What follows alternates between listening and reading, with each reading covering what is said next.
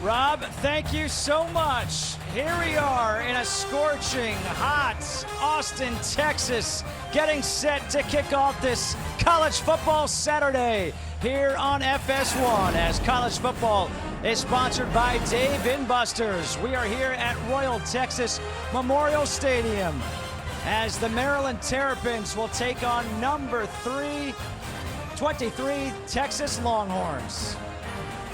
And hello there, everybody. I am Justin Kutcher alongside Petros Papadakis and one of the newest members of our college football team, Mark Helfrich. And Coach, I'm going to start with you because the excitement level here is palpable.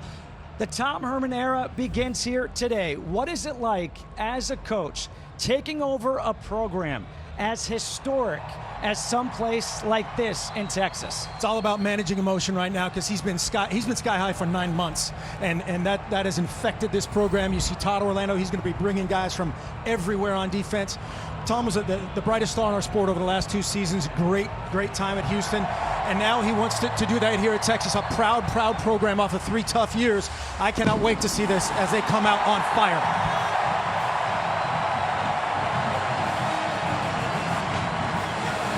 And here they come, taking the field for the first time under their new head coach.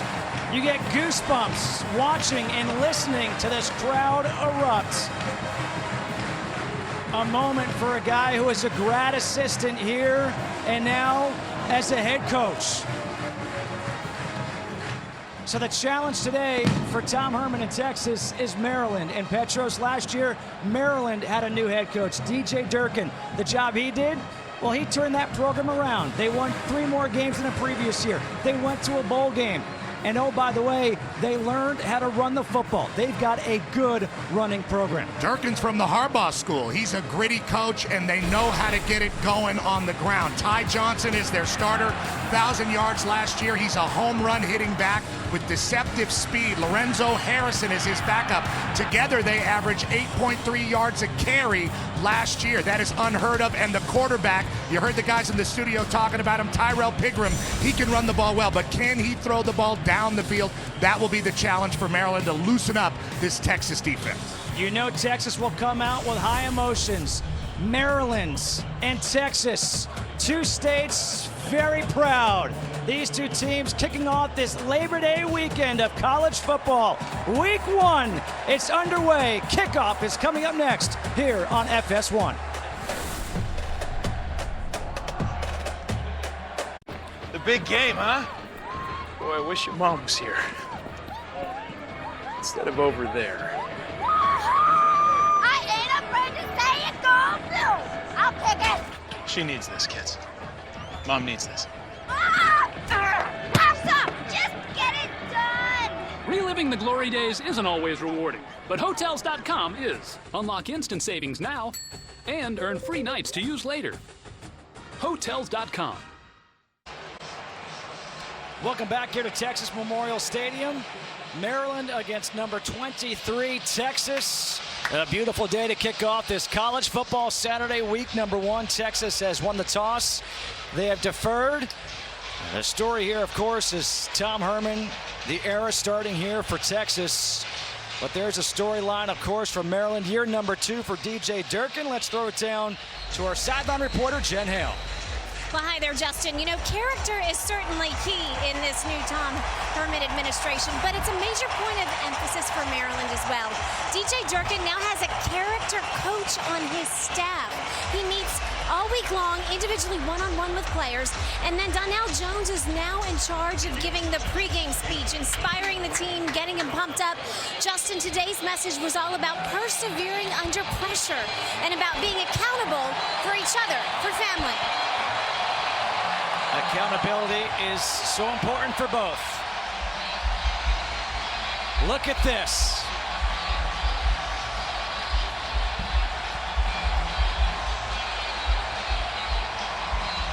Ty Johnson is back deep.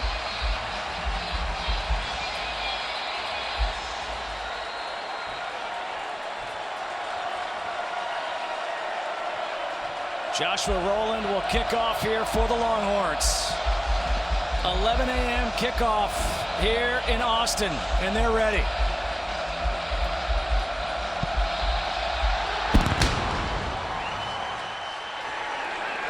Johnson from the 4. And Johnson gets wrapped up at the 20. Marquez Bimage on the special teams tackle. Nice job. As Maryland will come out on offense. Petros, what are we watching for? Well, it's a lot like we talked about. Piggy, as they call him, Terrell Pigram, has got to throw the ball down the field. They have a very potent screen game, and they're worried about that on Texas's side, but he's got to be able to throw the ball down the field. In Texas, they have a new coordinator in Todd Orlando. They have a lot of hybrid guys. Malik Jefferson's got to live up to that Bednarik Award watch list and really exploit all the different lanes that they can blitz. Pigram in the shotgun. Ty Johnson starts in the backfield on first down. It is the handoff to Johnson. Picks up one, gets tackled by Charles Omenihu. Texas starting a nickel defense, and that's exactly what Maryland had good success with last year, moving that Y around, trying to get the run game established, and then obviously Piggy's got to do something in the play action to loosen up that defense. Now Lorenzo Harrison checks in at tailback.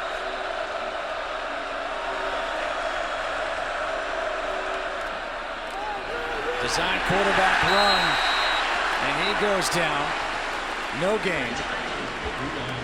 Piggy looks a little riled up on this one, Coach. He drops back, doesn't sell it at all, and just takes off right away. Exactly. He's just got that's the most difficult part as a quarterback is you have to take your normal timing, let the puller happen.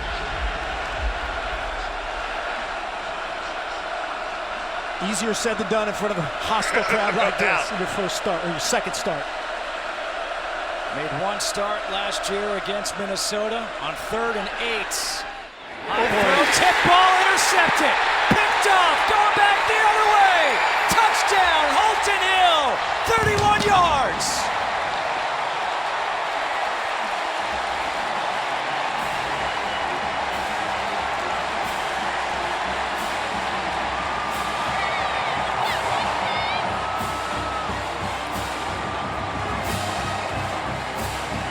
What a way to start the Tom Herman era.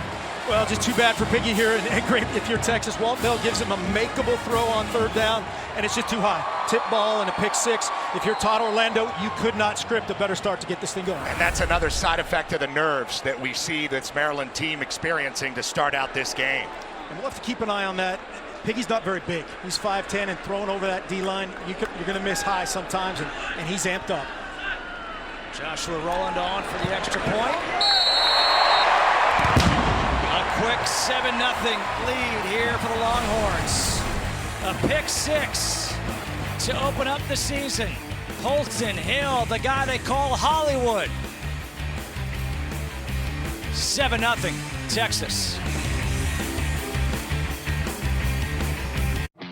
Not all restaurants know how to make great barbecue.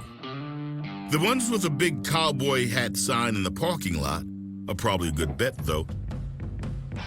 Arby's, we have the meats. FS1 College Football is sponsored by Dave & Buster's. 7-0, Texas leading on a pick 6 by Holton Hill here in the first quarter. Keys to the game sponsored by the Lincoln Motor Company. Well, for Maryland, they didn't do a good job of it in their first possession, but they have to create some doubt. That Texas sideline is geeked up right now. They have to create some doubt in this stadium, create some adversity. No question. And if you're Texas, you're the better football team. How do you play faster? Be simple. That's just basic football. Keep it simple. Play as fast as you possibly can. Right there, a base zone pressure from Todd Orlando creates a pick 6. Joshua Rowland to kick off once again. Tavon Jacobs is back deep with Jake Funk.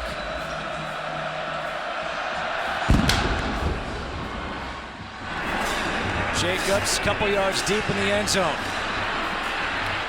Jacobs hitting that hole, a good return as he's able to fall forward up to the 35-yard line. A nice return by Jacobs. Maybe that'll settle the nerves a little bit here for Maryland as we get another look at Terrell Pigram. We mentioned it's his second career start. Had that one start at Minnesota on October 15th last year.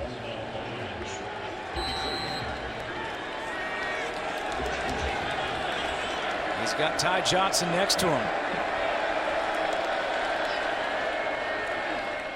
Running the option here, he'll keep it, he slips. Second time he's gone down like that. That's a good call. Walt Bell gives him something he's comfortable with, option after a pick. And then you got to get plays he's comfortable with. And then if I'm DJ Moore, I got to make that play on the pick six. So it's got to help each other out. Second down and 10. So much was made about the work that Piggy put in during the offseason on his footwork for his passing. Would he rely on his legs in this game? Design quarterback run, and he gets stuffed. Malik Jefferson right there for the tackle. 3rd and 10 coming up. We talked about Malik standing up the quarterback on that play. 6'3", 240, Bednarik Award watch list, and a nice form tackle wrapping up Pigram. Pigram's had some trouble cutting in this game. He slipped twice there, and that was not a clean cut either.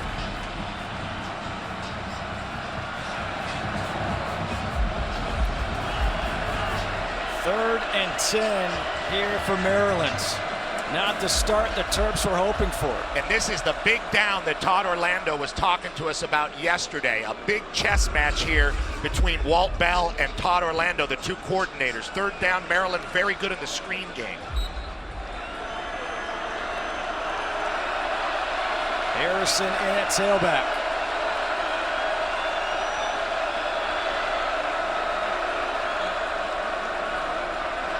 Try to help out Piggy from the sideline, look at the pressure, try to check, recheck, and make the protection right.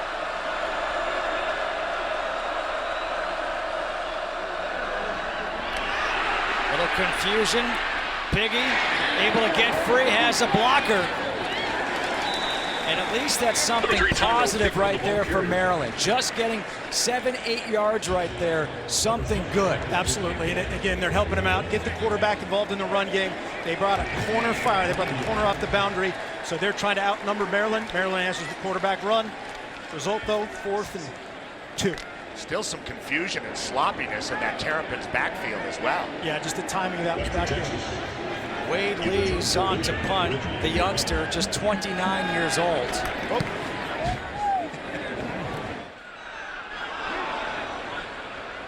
And this is a good punt, as it will be marked down at the 10. Malik Jefferson just stuffing Piggy. Texas has come to play here in the opener after 9 months under Tom Herman.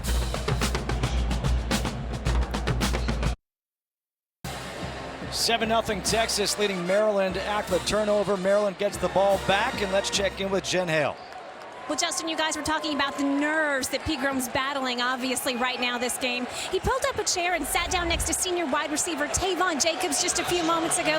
Tavon helped him get settled in, some words of wisdom and encouragement from the elder statesman on this team, Justin. We saw an 8-yard carry by Pigram on 3rd down previously.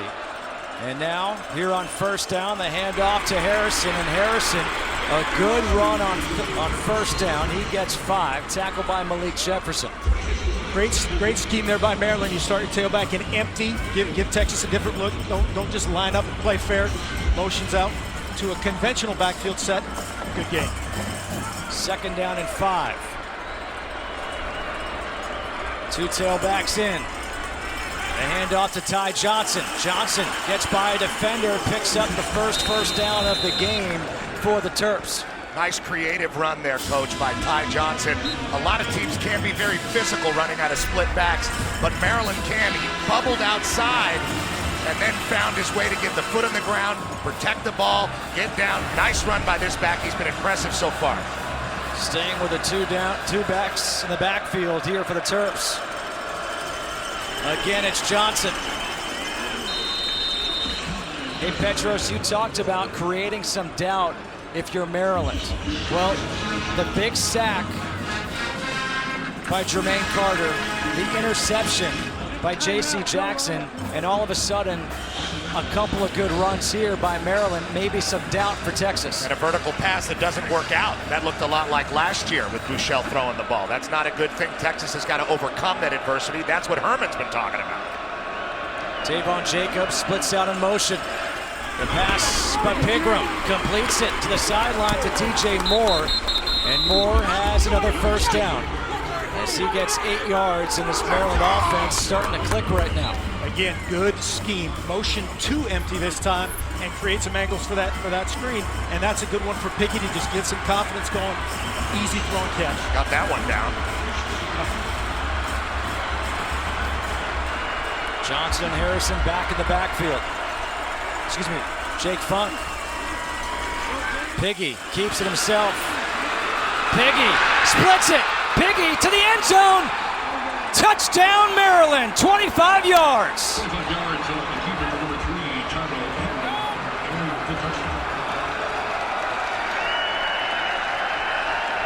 Nice fake to Funk, stretching the defense both ways, and then Pigram gets his foot in the ground right upfield. What a nice cut by the quarterback. He's a creative runner, Coach. Yeah, Todd Orlando's not going to be happy. They have enough defenders on the backside. They've got a guy for the back, the guy who rims around and blocks, and for Piggy, and they just misfit it. If you look at Ty Johnson, gets him on the ground right there. That's a great finish. Brandon Jones cannot make the play. Piggy does a great job finishing the run. Points off turnovers. It was a pick 6 for Texas, and now off the interception. We've got the touchdown here for Maryland. That look familiar to you, Coach? Take a look. Something might happen later. Mark Helfrich, of course, the former Oregon coach, and now Adam Green on for the extra point. And we're all tied up at 7. 7 points off turnovers for both teams. Piggy, 25 yards to the house for his first touchdown of 2017. The running attack is in full effect here for Maryland. When do we fight? The Gifted, Monday, October 2nd on Fox. FS1 College Football is sponsored by Pizza Hut. Put every dollar you spend toward unlimited pizza points with Pizza Hut's Hut Rewards. All tied up at 7 here in Austin, Texas, between Maryland and the Longhorns. Time now for the expectation-shattering drive of the game, sponsored by Buick, proud partner of the Big Ten Conference. It all started with that big-time sack of Jermaine Carter, then J.C. Jackson with a pick of Shane Buechele, and a 25-yard touchdown run from Tyrell Pigram. A great response by the Maryland Terrapins. And there was a penalty during the break called on Deshaun Elliott for leaping. Yeah, Deshaun Elliott just across the line of scrimmage landed on it. It doesn't matter. This year they changed it. Whether it's your guy or their guy, you can't do that. Maryland kicks off from the 50. Daniel Sutton kicks off. A short kick taken at the 7.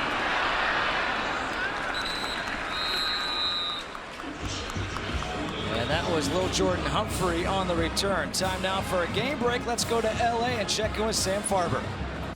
Your defending national champions, Clemson, they said goodbye to Deshaun Watson in the offseason. Will say hello to his replacement, Kelly Bryant, 61 yards on the pass to Deion Kane. The old Clemson QB impressed by his replacement. Number 5, Tigers up 14-0 on Kent State.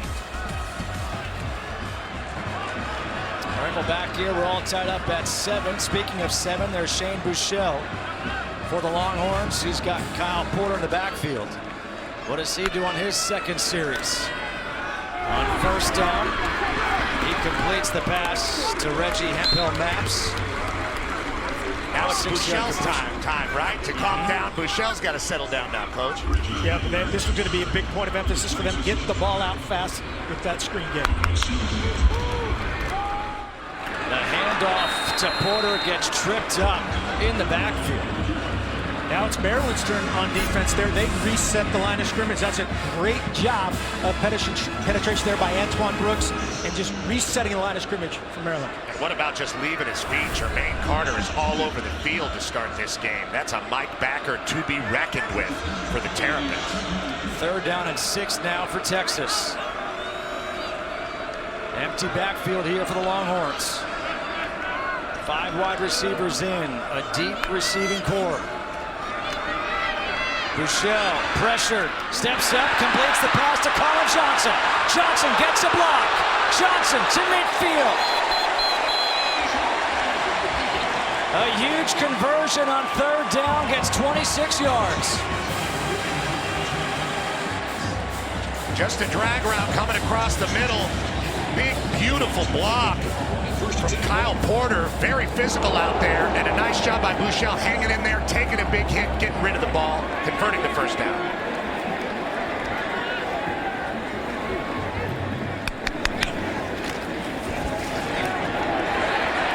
Hemphill maps.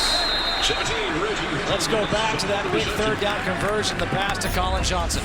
Yeah, Colin Johnson is a speedster and a huge target on those shallows. Watch Kyle come in to the left there. Kyle Porter on a great block, made it legal, was clean, had a great target area. 2nd down and 4. Empty backfield again here for Texas. Buechele, pressure coming, avoids it. Gets rid of it to the far sideline. A strong throw to the marker. John Burt with the catch. He gets 6, and he gets a 1st down. Good work in the pocket by Buechele there, creating some time. Maryland almost got home. That just was really a 4-man rush. That's what they've got to do, protect their secondary and play coverage. Porter made 1-man miss. Nice little move up to the 35, gets 3. Shane Cockrell and Jesse Anabonum combined for the tackle.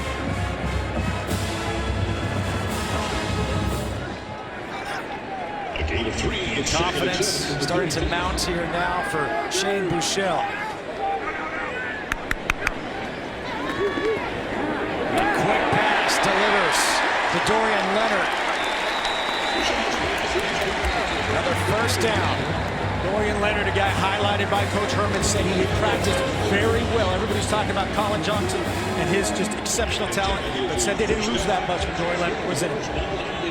Coach Herman said they want to go fast. They're going fast right now. Hemphill maps. And a flag comes in from the secondary. A 4-yard completion. Let's wait to see what this flag is. Another flag comes flying in.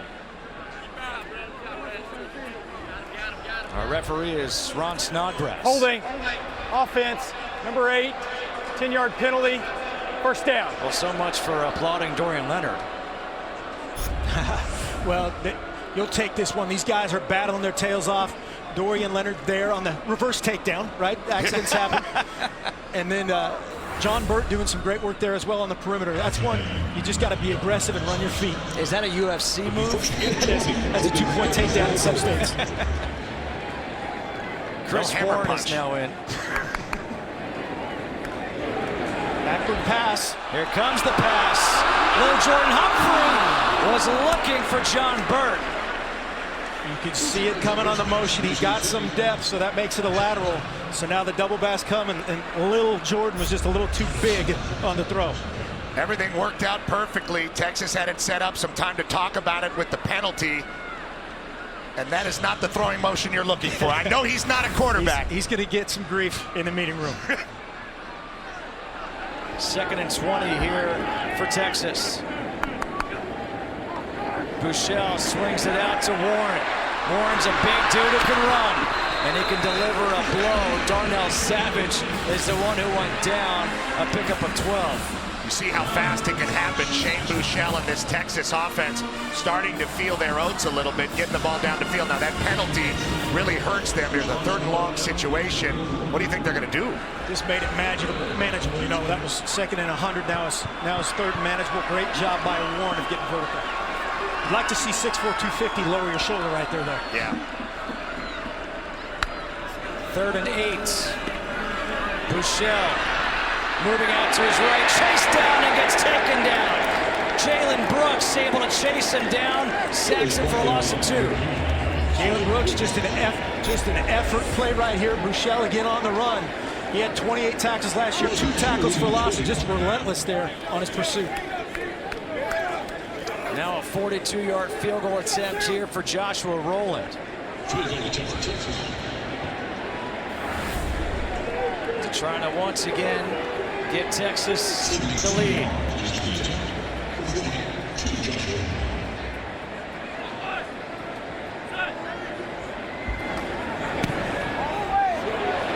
Rowland's kick, no good. Misses from 42. So think about how big that penalty ended up being. No question, and I was interested in seeing how Rowland would respond as a junior college kicker, kicking in DKR, Texas Memorial Stadium for the first time. That's a big deal. Looks like he just pushed it. Yeah, made good contact. Just pulled it. But that's not a left. bad drive. That's left, Petros. That's true. Well, I'm a little dyslexic, Coach.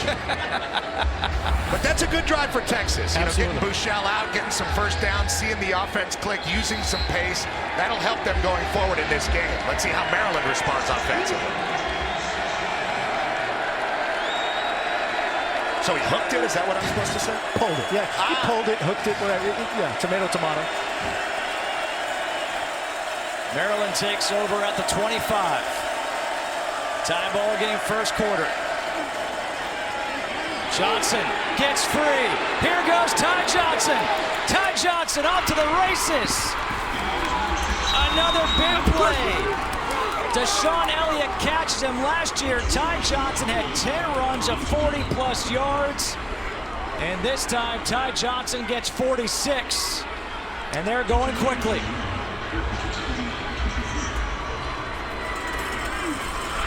Harrison. This is what we talked about yesterday with Todd Orlando. In his zone pressure, you've got to account for every gap. And he just does a great job there, Ty Johnson, of cutting back, finding the opening, and creasing that zone pressure. He gets upfield very fast. He is a home run hitter. I mean, this is a great back and a good job saving the touchdown. I thought he was gone. Yeah. Both Johnson and Harrison are in on 2nd down and 6. Pigram to the end zone.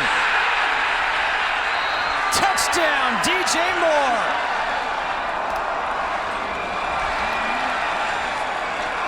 How about that for a quick answer? A missed field goal, a 46-yard play, and now that touchdown pass. Think about how the game started. Tyrell Pigram trying to get the ball to DJ Moore. Ball bounces off his hands, pick 6. All off the run game. Team settles down off the run game with the 2 backs in the backfield, and there he is, Pigram getting the ball. Beautiful throw to his best receiver, the most consistent receiver. What a play by Maryland. Nice drive. That's what we were looking to see, what he could do. Adam Green on for the extra point.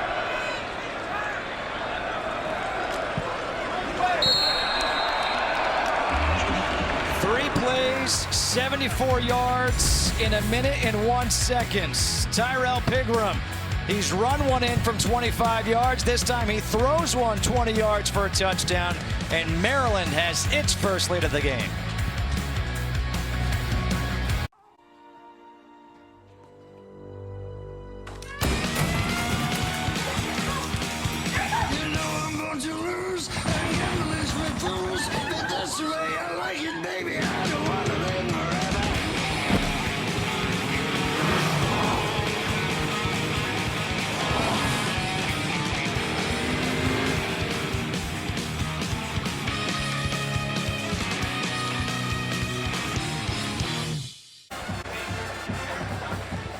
Create some doubt. Well, Maryland has done that. They answered that first storm, so to speak, a pick 6 on the first series, and now back-to-back touchdowns. Tyrell Pigram ran one in from 25, now connects with DJ Moore from 20. DJ Moore now over 1,000 career yards as Daniel Sutton will kick off to Brandon Jones, and Devin Duvernay.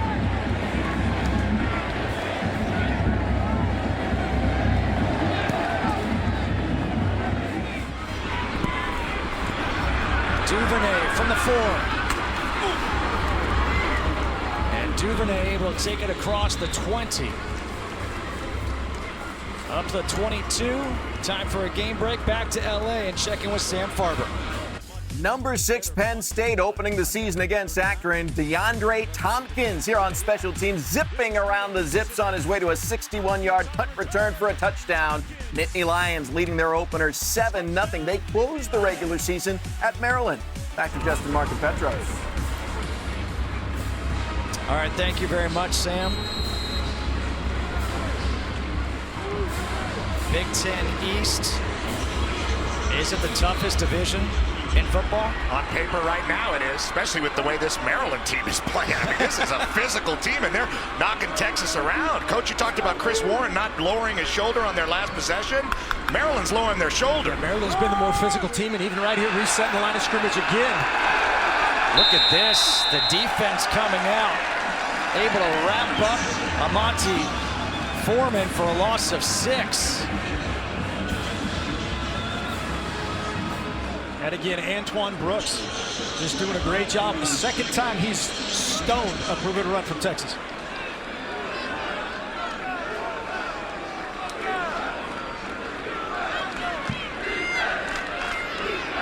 Chris Warren in on 2nd down and 16.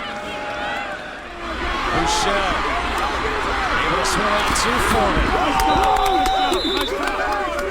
Foreman tackled by Darnell Savage. 7-yard pickup. 3rd and 9 coming up.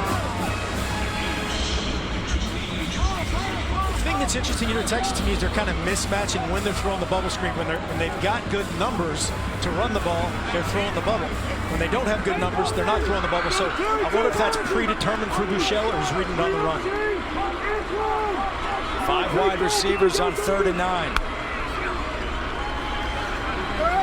Bouchel forced out of the pocket. Bouchel throws, completes the pass to Reggie Hemphill-Maps, and Hemphill-Maps took a hit, but held on to the ball. Bouchel's been pretty creative when he leaves the pocket, Coach. He's done a nice job for a guy. Keeps 2 hands on the ball, keeps his eyes downfield. That's the key for the quarterback. The key there for Maryland, again, they did a great job getting 3 guys home and creating some pressure. It was 17 yards for number 17 as Warren gets the carry up the middle.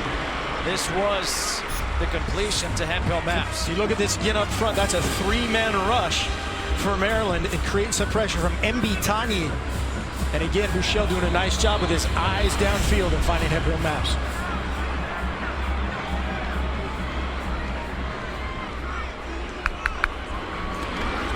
On 2nd and 5, Bouchel again. Able to get it to Humphrey. And the pressure was coming. Rayvon Davis with a tackle. Davis was all over him. Bouchel is really under a lot of pressure. Free rushers coming on almost every play, and he's done a good job of getting away. He doesn't have happy feet, Coach. He's just trying to survive. No, they're doing a nice job mixing up their stunts, the twist game, the loops, all the angling they're doing. And I guarantee Coach Wareheim, the O-line coach from Texas, is going to have a nice little talking to these fellas after this drive. On 3rd and 3, Colin Johnson with the catch on 3rd down for the conversion. Picks up 6. Now that is the guy DJ Durkin is most aware of. 6'6", 220 pounds. Colin Johnson, a beautiful receiver. Big size mismatch out there for his quarterback, Shane Bouchel. He's 6'6". J.C. Jackson is 6'1". He makes J.C. Jackson look like me.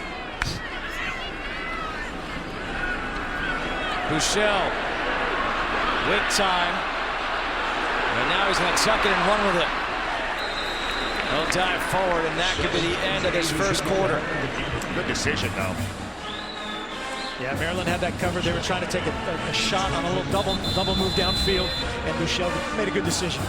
That is the end of an exciting first quarter of football here in 2017 for these two teams. A pick 6, another interception, a running touchdown, a passing touchdown. That's just one quarter. We've got 3 more to go. It's 14-7 Maryland.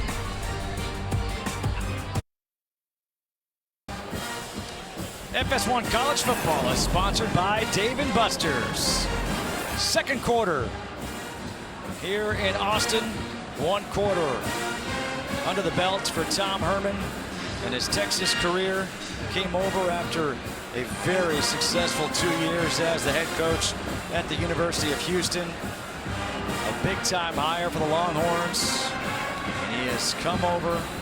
The job he has done 9 months trying to change the culture here for Texas. This team got off firing. A pick 6 on the first possession of the game. And now here they are on 2nd down and 3. And the handoff up the middle of Porter. And Porter has the first down. Takes it up to the 32-yard line, gets 7. You know, in our meetings with Coach Herman yesterday, the #1 thing, and all the coordinators and all the players, was teaching these guys, 5-star recruits, college football blue bloods, to overcome adversity. What a great opportunity for Coach Herman in their first game to do that.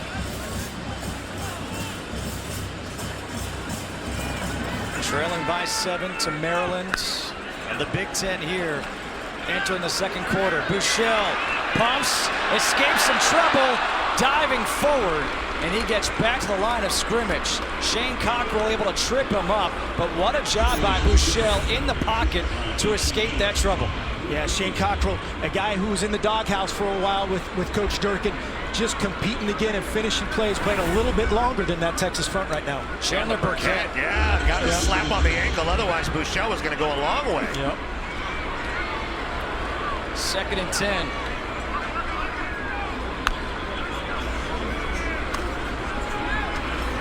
Buechele completes to a wide open Leonard, and Leonard gets upended by Quantrez Knight's 15-yard completion.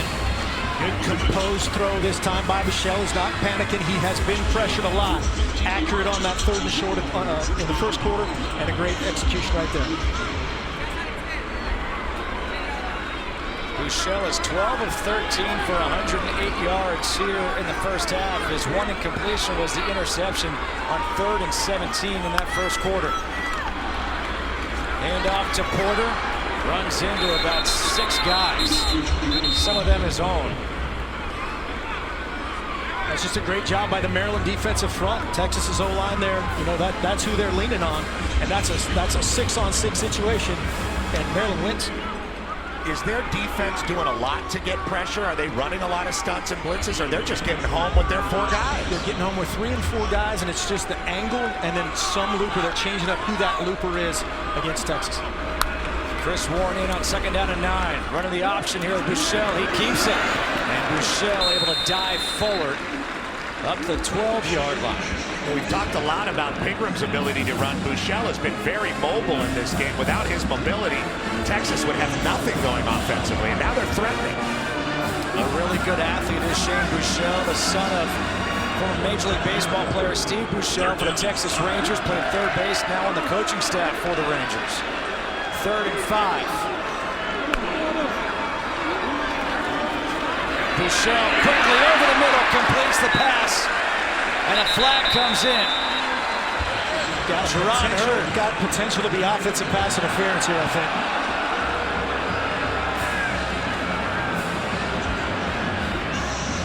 Pass interference, offense, number 17, 15-yard penalty, 3rd down. That's a huge penalty against Reggie Hemphill-Maps. Yeah, that's tough. The front did a great job at Dustin Protect. There's Hemphill-Maps just working vertically, and he's just got to be a better actor there. You know, that guy's covering him. That's the thing about it. It's not a pick. He's running through the guy that's covering him, but he's just got to make that look better. But he had his arms up, Art Donovan style there. They're going to get the flag every time, and that's another big setback for Texas on a penalty when they're threatening, Justin. Exactly. I mean, remember the last drive? It ended in a missed field goal from 42 yards because of a hold. Now offensive pass interference. Warren splits out. Low throw, and it's incomplete to Colin Johnson. Buechele took a hit. Joshua Rowland on. He'll attempt another field goal. Yeah, low throw for Colin Johnson. You can see there, J.C. Jackson, he's traveling with Colin Johnson, so they think that's their best player, and he's done a great job so far. 44-yard field goal attempt now for Joshua Rowland. He missed from 42 in the first quarter. Again, this is following the penalty.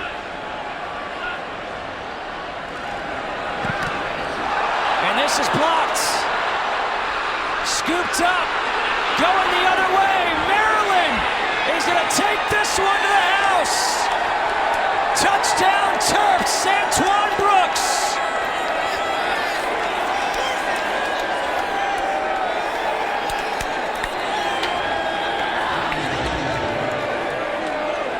That'll create some doubt.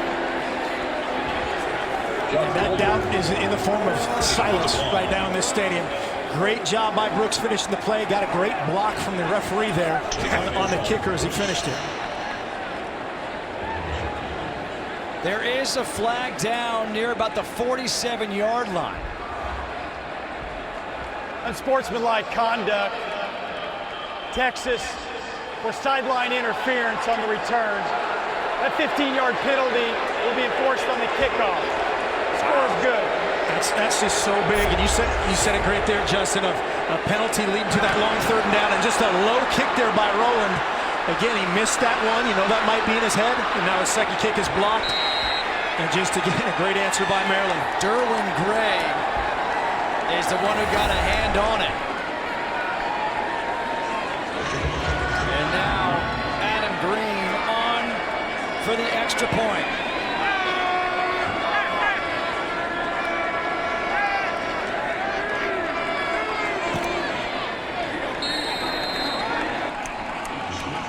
There's a saying, crab cakes in football, that's what Maryland does, right? They're stunning Texas right now.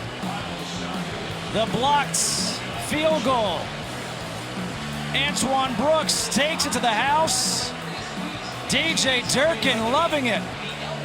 Tom Herman can't believe it. 21-7, Maryland leading Texas. First things first, I'm Nick Wright. That's the Hall of Famer Chris Carter. What up, CC? FS1 College Football is sponsored by the Lincoln Continental. A beautiful day here in Austin, Texas. A stunner right now. In 3 all-time meetings prior to this matchup, Maryland had been outscored 102-0.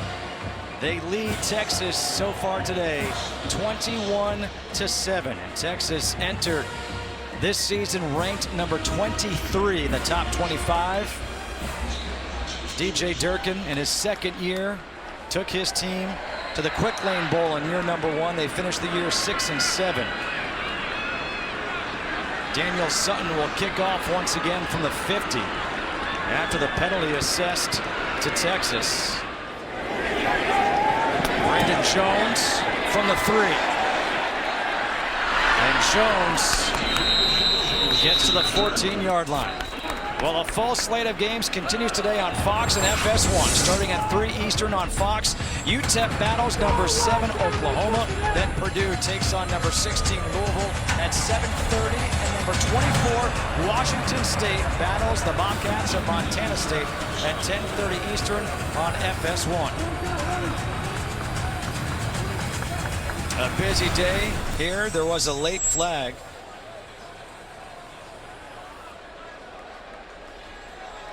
If you're Maryland here, I don't think you're going to mess with this returner again. You're going to give him a 5-yard penalty and re-kick, I would imagine, because it was already going on the 15-yard line.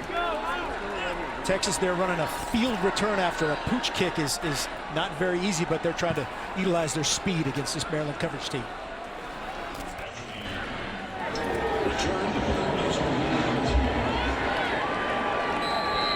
Texas declines it. Just takes the 5 yards from there. Chris Warren in to start this series, takes the handoff. And Warren gets pushed forward from behind. He'll push up Past the 25 to the 26, gets 7 yards on first down. The Horns have to establish something here. They've had some luck in the quick passing game and some perimeter stuff, but that's it. Look at this, guys. The first 2 drives, the last 2 drives. They've been able to move the ball, but no points to show for it. A missed field goal, a blocked field goal.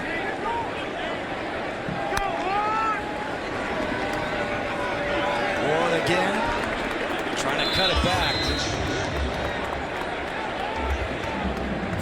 Maryland consistently bringing some edge pressure. Again, Jermaine Carter combining for the stop, but trying to reset that line of scrimmage right at the point of attack. Texas was worried about their tight ends. Losing Andrew Beck, Garrett Gray, and a true freshman, Cade Brewer. Not as physical as they want to be at the point of attack for Texas. Texas will go empty backfield here on 3rd down and 2.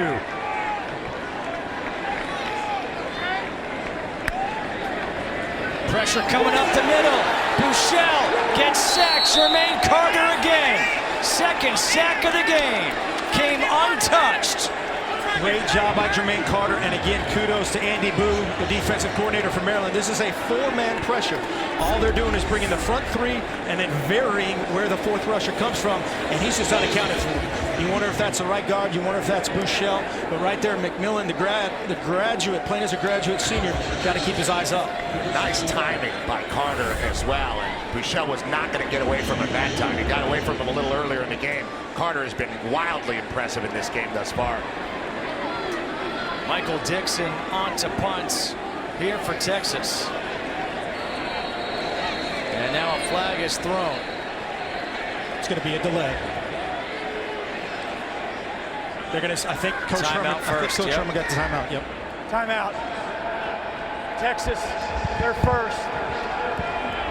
Guys, I think it's safe to say that Texas right now is flustered. 30-second timeout. Because for someone who pays as much attention to detail as Tom Herman does, for them to have to call a timeout to avoid a delay of game this far back in their own territory, that's uncharacteristic. You know, one of the things that we talked about with Tom Herman was teaching. You know, there's been a lot of teaching in this offseason for this team coming off the old staff and teaching their new system. And there's been a lot of teachable moments here in the first half. The penalties on the drives, the penalty right there, the unsportsmanlike conduct. There's a lot of stuff Texas has to look at because they're getting pushed around right now by a smaller team that's more physical. They really are. They really are. And it's always been a double dip, a penalty and then something else back. DJ Moore is back to Michael Dixon to punt.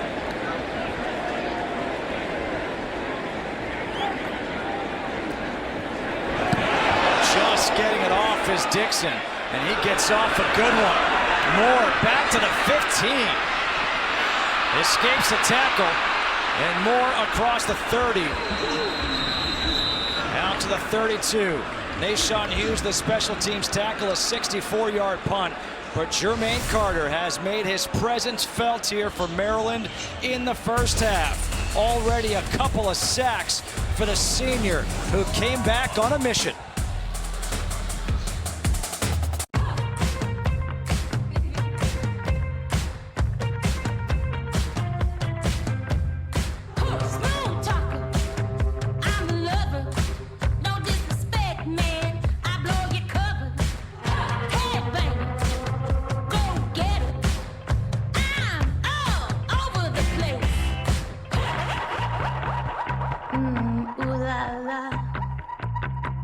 Love it, shop it, own it. eBay Fashion. At Dave & Buster's, the new just keeps coming. Get in now and play 5 new games for free. New games here, new games there, more new games everywhere. Games you can't play anywhere else. And dynamite food you can't find anywhere else. Only at Dave & Buster's. FS1 College Football is sponsored by Domino's. Order online and track your order. And by Indeed, the world's #1 job site. Back here in Austin, Texas, where Maryland is leading by 14 over number 23 Texas. Impressive performance by the Terps. Terps playing their tail off. You know, if you look at the total plays right now, Texas with 29, and it comes down to that #1 goal that Tom Herman talked about, discipline. They've had too many penalties, poor red zone execution has led to a time of possession difference of 8 minutes right now. And let's see if Maryland can put together a drive.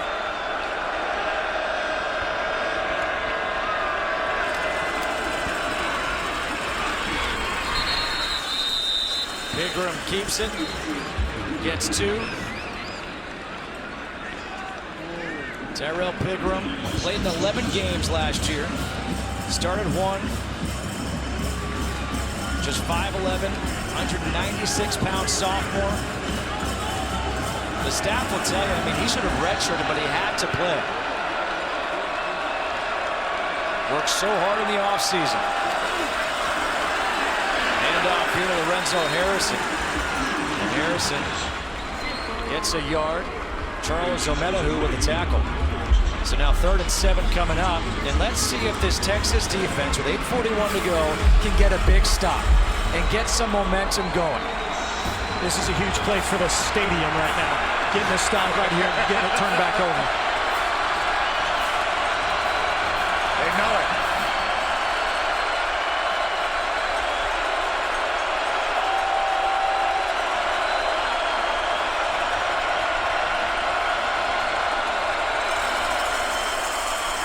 Pigram up the middle. He gets hit hard by Brandon Jones, but not before he gets 20 on 3rd and 7. Maryland's getting in those A-gaps, Coach, and really exploiting them. Exactly. If you don't do a great job, again, Todd Orlando's creating that pressure. He's bringing 2 off the edge on 3rd and long. You got to take care of the A-gaps, and Tyrell Pigram did a great job just getting vertical. Pigram back to pass, takes the shot down the field. Got a man, touchdown. Tavon Jacobs, 46 yards. Second touchdown pass of the game for Pigram. Extends the drive with his legs and then finishes it off with his arm. Pigram just doing an awesome job here, all again off the run game. It froze the secondary, the middle of the field was wide open, and this stadium is silenced. Deshaun Elliott came on the blitz and a good job picking it up by Ty Johnson. Got funked. Oh. Bortenschlager was in. Max Bortenschlager, who's a holder and a 3rd-string quarterback, tried going for 2 to Jake Funk, and they could not convert. But Tyrell Pigram on 3rd and 7 on a big play, converted with his legs, got 20 yards. That's what he's known for. And then his work in the offseason, his footwork. They said he's got the arm strength. That's the second pretty throw for a touchdown, this time to Tavon Jacobs, 27-7. A 20-point lead for the Terps over the Longhorns with 7:47 to go here in the second quarter. And Coach Helfrich, both touchdown passes have come off the play action. Yeah, just a great job by Pigram here, showing, we didn't see it there, but the hard sell play action freezes that secondary from Texas. That time it was DJ Moore. This time it was right down the middle to Tavon Jacobs. That's just complimentary football, and a great job by Walt Bell staying patient in the run game. It comes to pay off huge in the passing game. And remember Jen Hale's report earlier, after Pigram threw that pick to start the game, it was Tavon Jacobs that sat down with him, the redshirt senior, and told him, calm down, we got this in this game. And he catches a big pass from his quarterback. Daniel Sutton to kick off. Devin Duvernay and Daniel Young. Blitz low, this is trouble! Loose ball!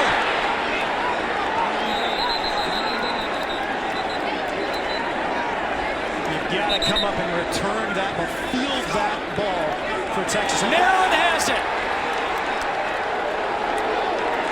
Unbelievable! Daniel Young just hesitated, right? And it's just enough. Maryland, that's the oops pooch punt, or pooch kick that turns into a turnover.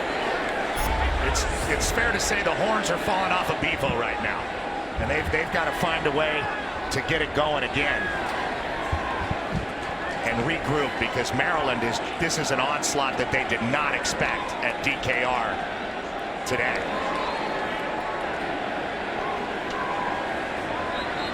The last 3 seasons, 6-7, 5-7, 5-7. First 3 straight losing seasons since 1936 to 38 for Texas. They were expecting something different now with Tom Herman. Instead, they're losing by 20 here to Maryland on first down. The carry by Lorenzo Harrison. Lorenzo Harrison does a great job getting a solid gain there. He's going to talk to his buddy Ty Johnson. Ty Johnson, if he gets that guy cut on the perimeter, he's in the end zone. Yeah, a little too much bubble there. That's kind of one of the dangers of having 2 tailbacks in the backfield and not a fullback. The thing that does, though, is set up play action again. Second down and 4. There is the play action.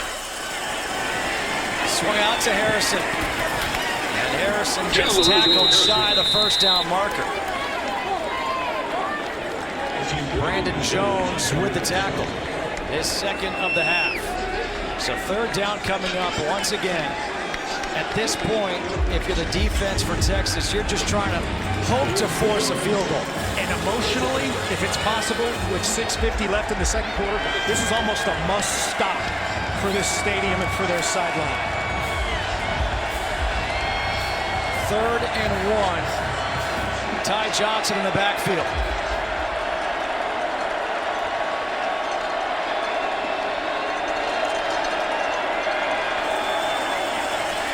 Pigram keeps it, and they do come up with a stop. Nashawn Hughes, one of the captains, a loss of 2 on the play. And they needed one of their guys who's a leader to step up in that situation. Nashawn Hughes did. He did not fall for the spin move that Pigram tried to put on him. A good fake that froze Hughes for a second, but he did a good job regrouping and getting his arms on Pigram to force the kick. 31-yard field goal attempt now for Adam Green.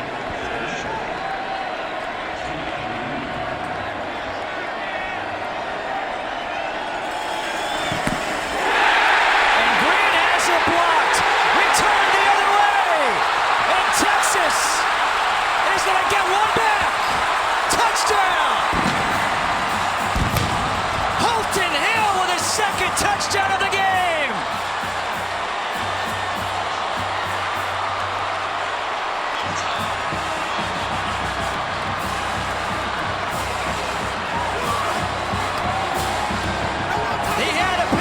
Earlier, now a 65-yard return on the block. Poona Ford got the block. Poona Ford's belly bucked it, right? And Holton Hill, your leading scorer for the Texas Longhorns this season. But they didn't expect that.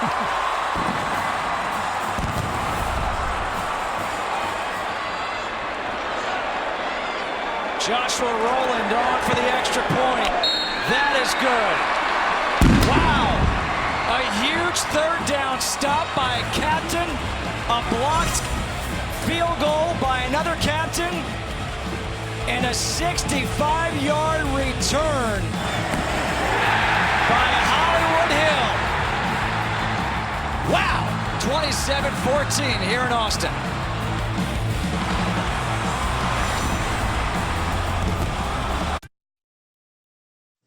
Coming up on the State Farm halftime, life without Deshaun Watson begins as Clemson kicks off their title defense. High hopes and soggy conditions for Penn State as they open with Akron. And how is Iowa dealing with Wyoming star quarterback Josh Allen? Back to you, Justin, Mark, and Petros. Rob, thank you very much. I tell you what, this first half, guys, we have had just about everything already, and there's still 5:38 to go in the first half. It's 27-14, Maryland leading Texas. 14 points for Texas, all of them scored by Holton Hill, a quarterback. Holton Hill with 2 returns for 95 yards, 2 touchdowns. UT's offense, 125 yards, 29 plays, no TDs. Their corner is their best offensive player. Joshua Rowland to kick off. This stadium is alive once again.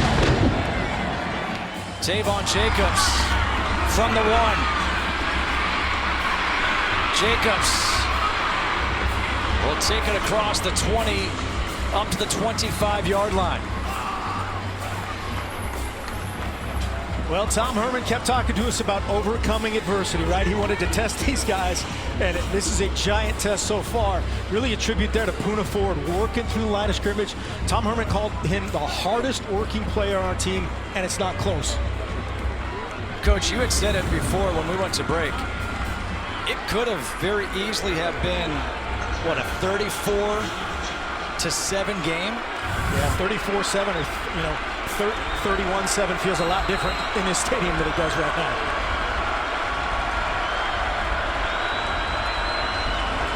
On first down, Pigram gives it off to Johnson. Johnson trying to get outside. And a good job shedding that blocker. Nice penetration. By Holton Hill. Yeah, Holton Hill did a good job getting out there, Justin, but a great penetration action there by Texas in their front. But Ty Johnson just erased it with his feet and got to the outside. Nice game. Good running back. 7 yards for Ty Johnson, who averaged 9.1 yards per carry last year. And he's able to get through a tackler again. And he gets tackled again by Holton Hill. Gets 5 yards. Maryland's doing a great job. That was an intentional bounce play right there. They set it up to get Texas to over-pursue or just really squeeze down their gaps and use his speed to bounce it out for a first down. What a story Ty Johnson is. Last year came into camp as the 4th-string running back. Ended up averaging over 9 yards per carry. That's ridiculous. Look at the middle of the field. Pigram over the middle. Completes it to Jacobs, who got wrapped up by Holton Hill. Hill tried to knock the ball free, couldn't do it. Jacobs, sure-handed, catches it for 27. This Maryland run game is really opening up the backside for them. Yeah, there's nobody between the hash marks for Texas right now when they do this split belly action. When that Y right here, as he crosses the line, or crosses the center, and when it's a run get like this, that opens up the pass game. And there comes the flag. Jeffrey McCulloch is going to be the guilty party on this tackle of Lorenzo Harrison.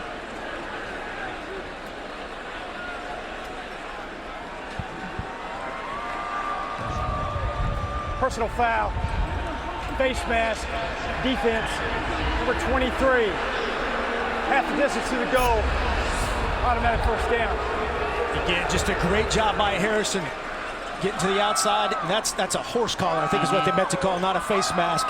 That's a point of emphasis. That's a dangerous play. That's the correct call. You can see how his leg buckles underneath him. For Texas, it's been penalty and then bad thing on the very next play. So let's see if that happens again. Is that tackle better than hearing the Maryland fight song play, though, in the end zone? I think Absolutely, so. yeah. Although they didn't bring the band, Justin. They didn't know. Johnson on first down. Brings it up to the 11. Anthony Wheeler with a tackle. Wheeler led the team in tackles last year with 65.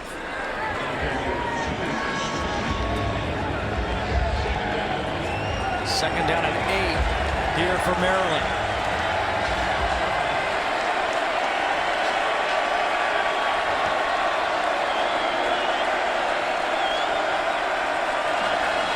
Pigram, design quarterback run. And Pigram gets game tackled at the 8-yard line. Deshaun Elliott, the first one there. Nashawn Hughes came in to help out as well. That was great discipline by the Texas defenders, eyeballing on Pigram the whole time and not letting him loose. 3rd and 5 coming up. Again, a big 3rd down play for this defense.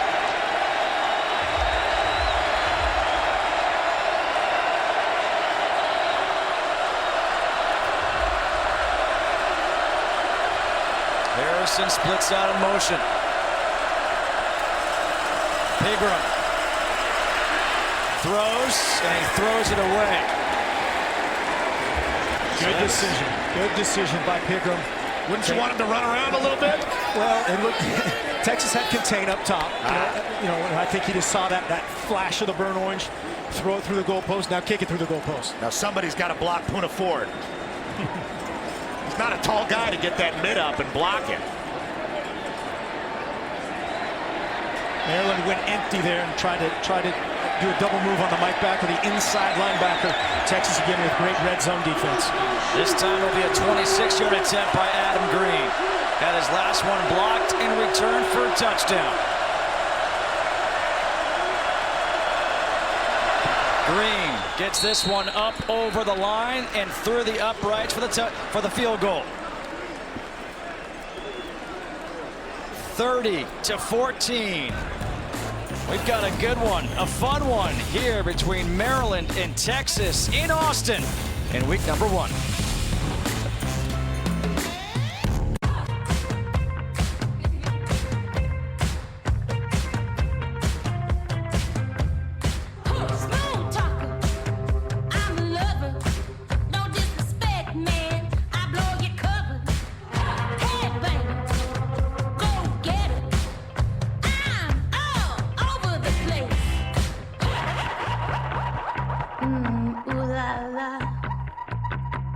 Love it, shop it, own it. eBay Fashion. Back here, it's 30-14. Terps over the Longhorns with 2:37 to go here in the second quarter. And coming up, it's the State Farm Halftime Show with Rob Stone, Dave Wannstedt, Robert Smith, and Matt Leinart. That is coming up at the half. I think these Texas fans are somewhat in shock right now. Everybody expects a quick fix. The thing, too, is all offseason, all they're talking about is Tom Herman and the USC game. Yeah. Right? It's how much they're going to back. They didn't talk about their preparation for Maryland.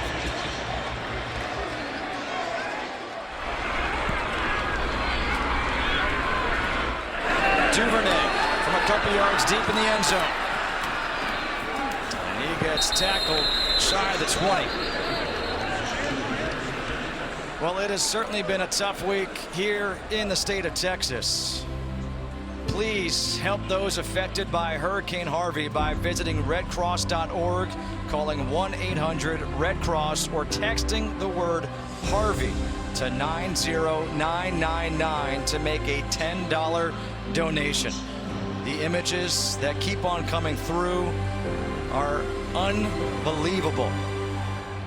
You know, Justin, it also, when we have crises and tragedies, it does show the best of humanity and American humanity. I mean, a lot of people helping out a lot of people right now in Texas. Absolutely. Absolutely. Those are great people in the Houston area, South Texas, Louisiana. Buechele has some room to run. He'll slide.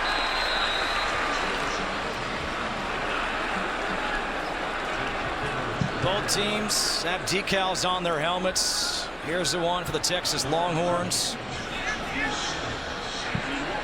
Texas strong.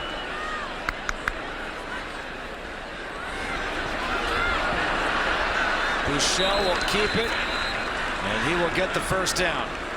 Texas comes out back-to-back empty sets and turns into their best run production tonight. They've got 12 yards so far on this drive.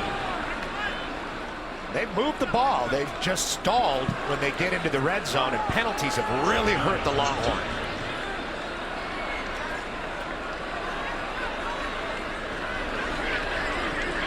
Good job by Buechele, recognizing the pressure, communicating up front.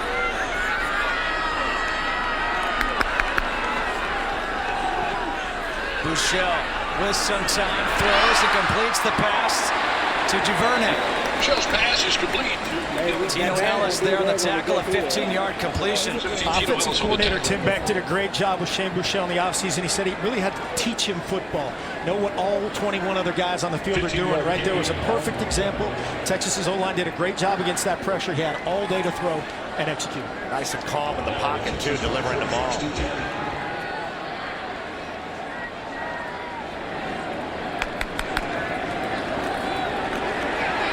Buechele lofting one up, incomplete, off the hands of Colin Johnson. Tino Ellis was there on the coverage. Great finish, just raking the ball. If you're Shane Buechele, that's all you want to do is give your big guy a shot. And if you're Tino Ellis, you want to rip the ball or rip the arm. Rip whatever you can to get that ball out. Desperation. It's a long foul ball in baseball terms, right? 1:25 to go.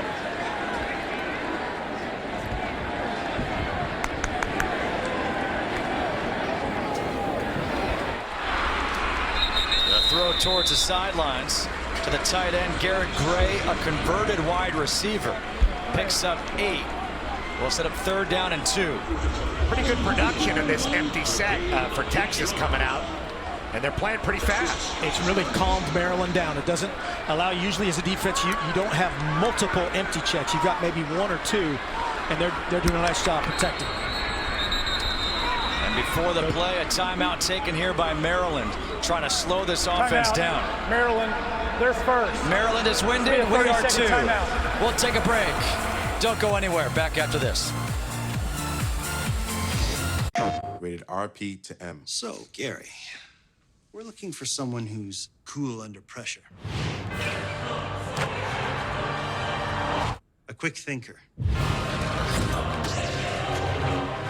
Someone who won't back down from a big challenge. Does that sound like you, Gary? Yeah. PlayStation, the best place to play. PlayStation. We're back, 1:06 to go. The Longhorns, they've got 1 timeout remaining now. Water, sir. So let me ask you this, Mark Helfrich, with 1 timeout remaining, you've got the ball at the 39-yard line. How does this influence your play calling? Well, it's, you know, if you're talking to Shane Buechele, it's 2-minute mechanics, right? You want to get first downs, you want to get chunks, get the ball out of bounds. An incompletion doesn't kill you, right? Right here in this dead zone, this is a 4-down situation. You use all downs, and Texas, as Petro said, needs to score here. Maryland showing man coverage.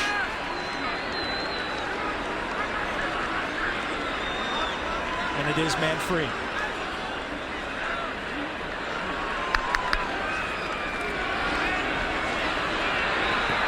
Buechele throws this out of bounds. That's good, stops the clock. Nice discipline in the Maryland secondary. Nobody open for Buechele, and he had to do what he had to do, but lived to fight another day with a manageable 3rd down situation for Tom Herman's offense. Exactly, man free. They were trying to get Hemphill maps matched up on their nickel in the slot, and everybody did a great job just using their leverage. It's just a big funnel back there. Free safety, 2 guys on the outside, funnel it back to the free safety. Empty backfield now here on 3rd and 5.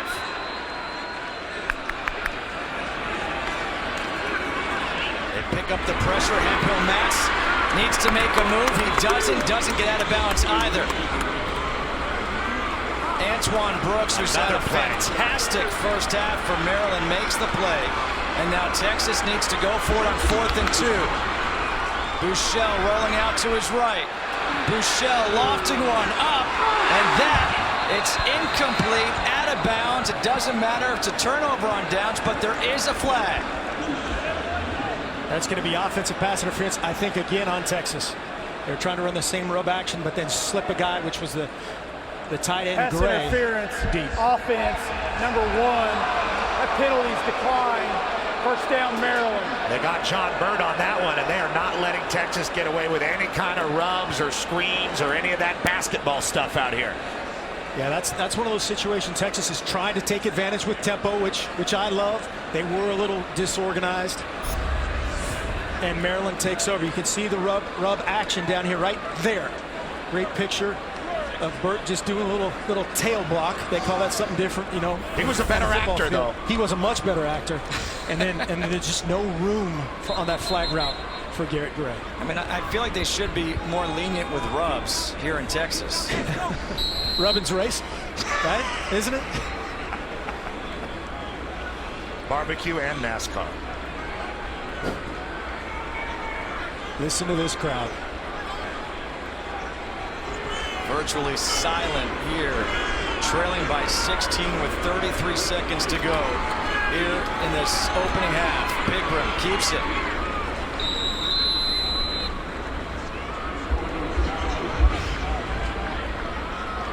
The Terps, 17 straight losses versus ranked opponents. The 3rd longest active streak by a Power 5 team Their last win coming in 2010 against NC State.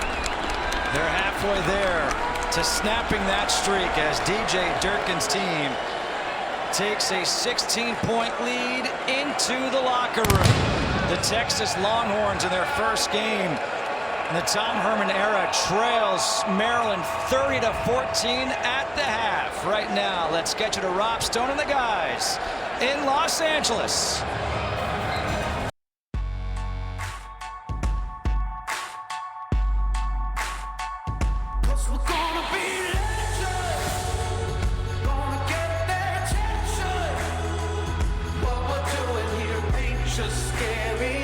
It's about to be legendary.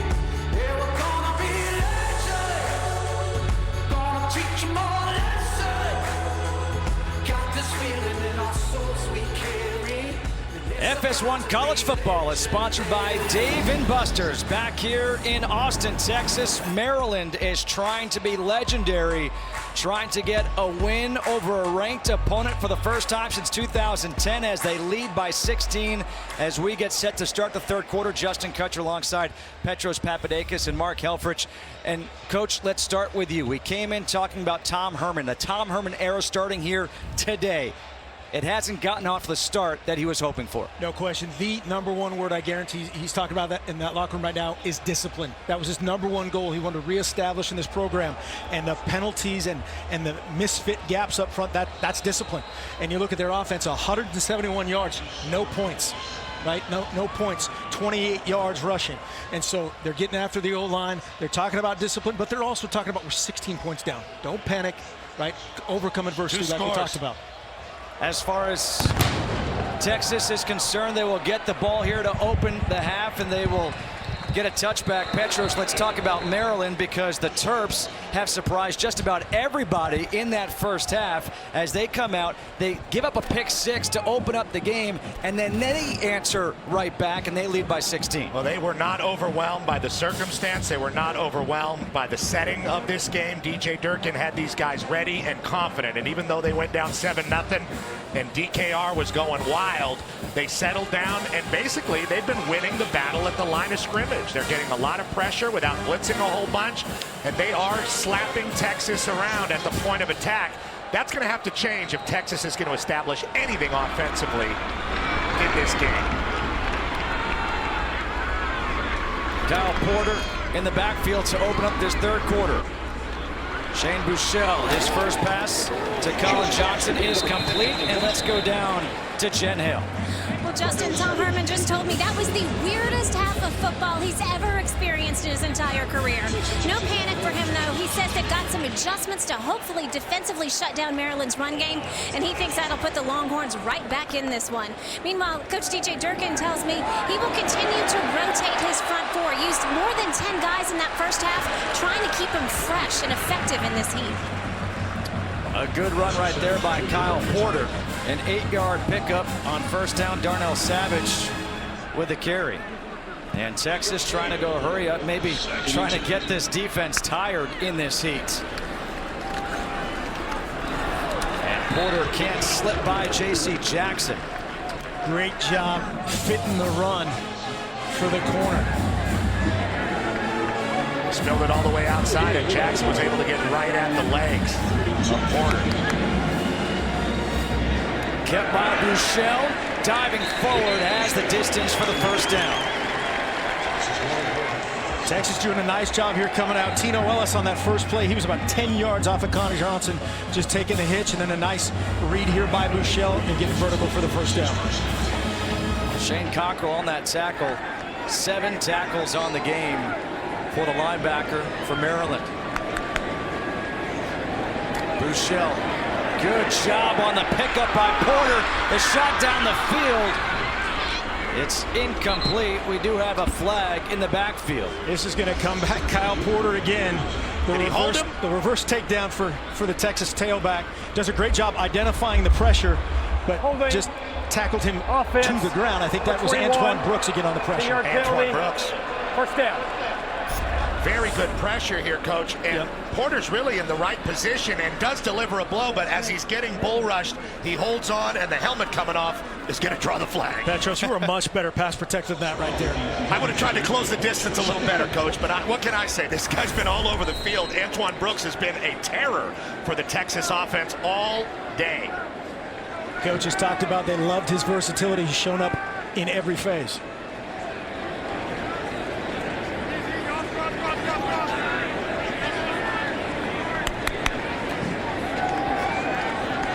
Buechele, high throw.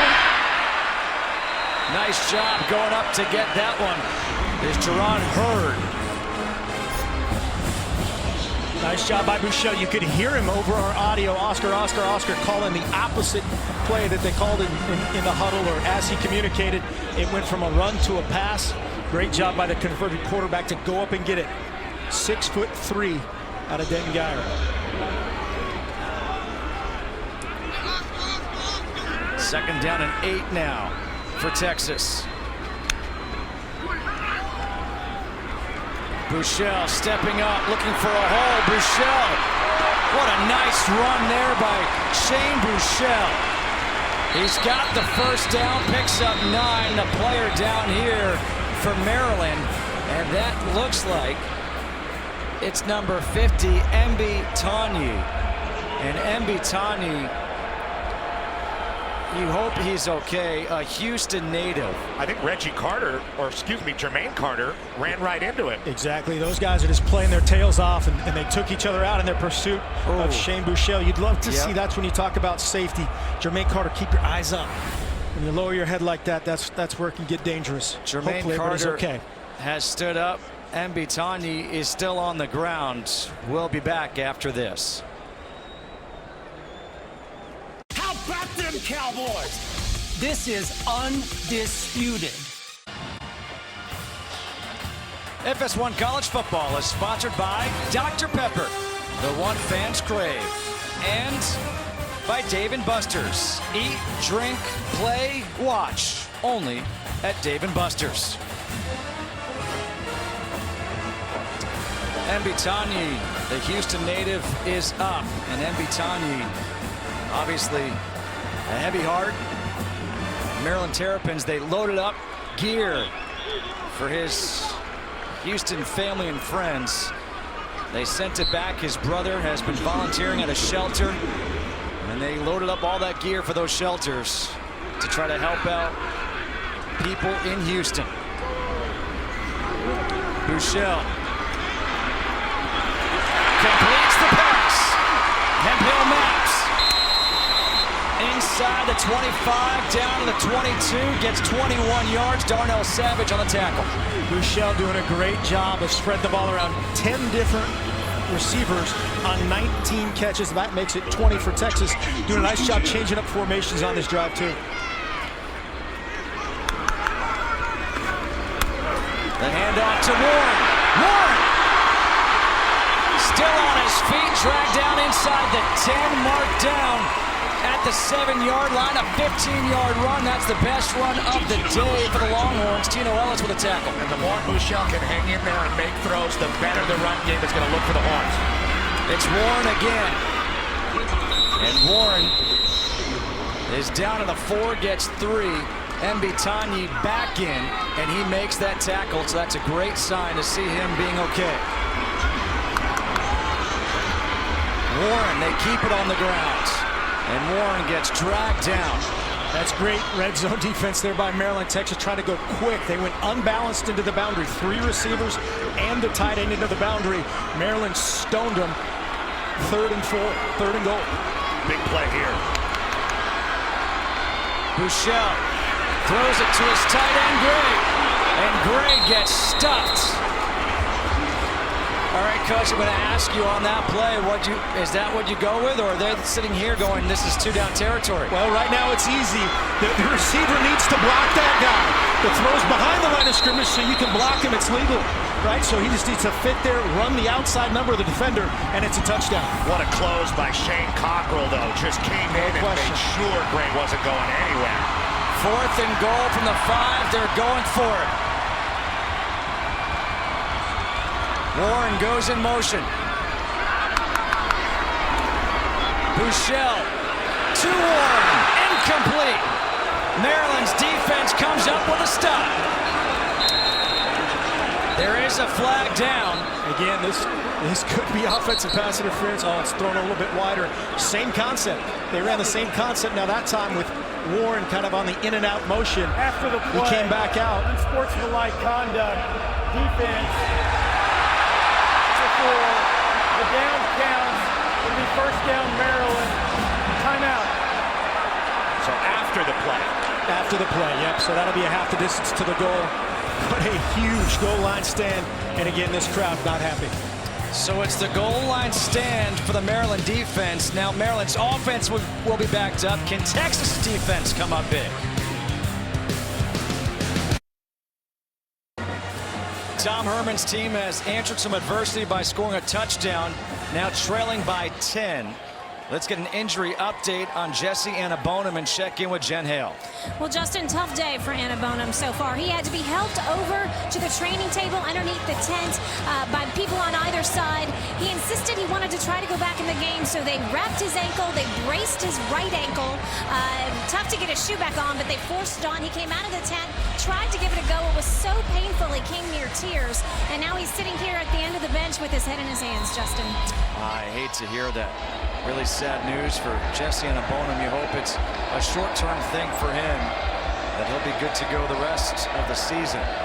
But Jesse Annabonum, a key member of the defense for Maryland. Joshua Rowland to kick off. Tavon Jacobs from the goal line. Jacobs able to spin his way up to the 24-yard line as it's time for a Dave & Buster's game break. Let's go to LA and check in with Sam Farber. There is a Heisman hopeful in Happy Valley. Number 6 Penn State, Saquon Barkley, seeking a third straight 1,000-yard season. This helps. 30-yard touchdown run for Barkley. He's got 2 scores, 170-plus yards rushing already. Nittany Lions lead Akron 38-zip in the third. So Penn State feeling pretty comfortable right now. Neither Maryland nor Texas feeling comfortable here. Pigram on first down, throws and completes that pass to DJ Moore. And Moore gets wrapped up by Holton Hill. DJ Moore has caught a pass in 22 consecutive games. That's the longest streak for a Maryland Terrapin since Torrey Smith, when he caught 30 back in 2008-2010.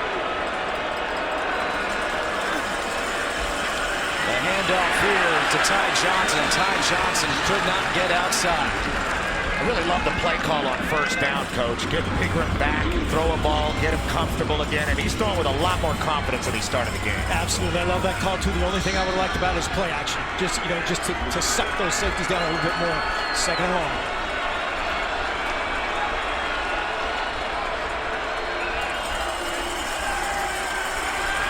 Pigram over the middle, throws too long for Tavon Jacobs. Had him open, just missed him. Again, if I'm Tyrell Pigram, I'm talking to Coach Bell, and I'm saying, hey, give me the play action. And that's who he is. He's not a drop back passer, right? He's a play action passer, and he's not comfortable in that mode. Do what you're best at, as we saw in the first half. 1 of 6 on third down are the Terps of Maryland. Facing a 3rd and 10 right now. Crowd's feeling it. They can sense a potential momentum shift in this game. 5 receivers in.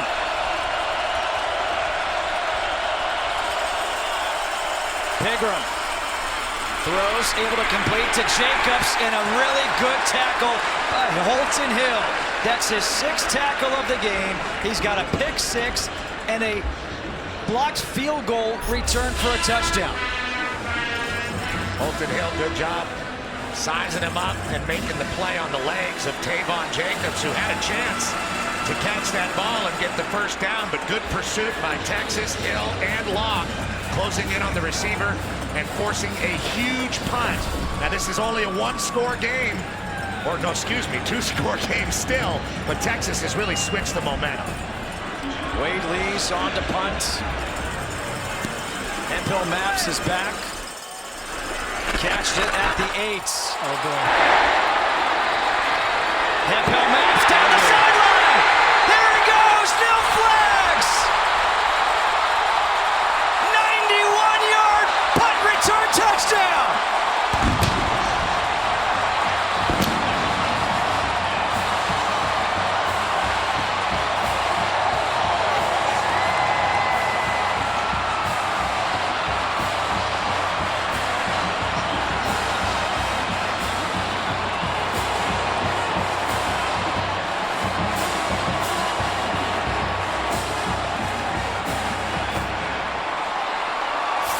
Special teams touchdown of the game today. 2 blocked field goal attempts returned for touchdowns. Now a punt return for a touchdown. I guess you can go for it on 4th down and go for 2 all you want if you're going to get special teams touchdowns almost every time. Right.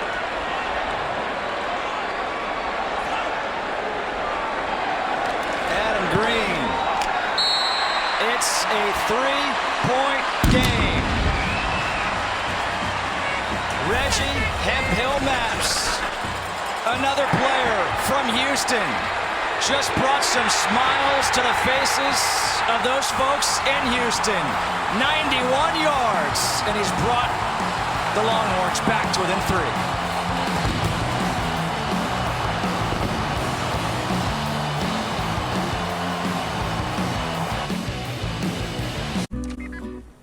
Excuse me, mind if I sit here? Not if you want your phone to work. Let me guess, can't live stream your lobster roll? And my mobile pay isn't connecting, and I just got an unlimited plan. Right plan, wrong network. You see, Verizon is America's largest, most reliable 4G LTE network. And now, unlimited plans start at $40 per line. You know what I'm saying? Oh, this is your seat. Definitely. Yeah, just tucking it in. No, I wasn't gonna pull it out. Introducing Unlimited for All. All the data you want on the network you want. Now starting at $40 per line for 4 lines. Reggie Hemphill Maps, I loved it. Coach Helfrich, you were saying, oh boy, really early on. Why? You could see it coming. Watch this from the end zone, right there. As he creased it, watch Malik Jefferson, right? Bow! The 4-star, 5-star, 12-star recruit off Malign here in Austin. Opens up Hemphill Maps for a touchdown right there. Keeps it clean, gets the head out of it. Hemphill Maps to the house. And a tip of the cap to Holton Hill on that great 3rd down stop. Joshua Rowland to kick off. A different feel here at Texas Memorial Stadium now. Ty Johnson on the return. Ty Johnson, are you kidding me? Ty Johnson gets caught from behind as he crosses the 40. And Ty Johnson just gave this Maryland team a huge boost. That is so huge. Just a great job watching, getting the fits, playing clean, running through, great hands. You finish on the kicker. That's on the returner. 1 guy away from a touchdown. That's Josh Thompson who saved the touchdown. Exactly. And that's a huge play by him because that was going to the house. Great pursuit, not giving up and chasing the play. That is so big for Maryland's psyche again. You go from, man, we've got a long field to overcome that. Now we've got a short field. 62-yard return. We'd love to see play action right here. Flags are thrown first. I think it was. They were getting ready for the play action. Yeah. False start. Offense, number 75, 5-yard penalty, 1st down. That's against the right guard, Terrence Davis. We haven't seen many penalties called against Maryland today. They've been very disciplined in this game. DJ Durkin's team's been strong. They've won on both sides of the line of scrimmage throughout this game so far, but there are 3 phases to football, special teams, and they have really hurt Maryland in this game. The athleticism of Texas cannot be denied. This place is loud. Pigram. The defense is flying right now. Shaquille Vay with a catch, Chris Boyd with the hit. Good rhythm again here by Pigram in the quick passing game. Get the ball out of his hand. Great job by Boyd, who Coach Herman singled out as the guy that he thought improved the most from his first day to game day when we interviewed him. Todd Orlando said this guy could be a first rounder.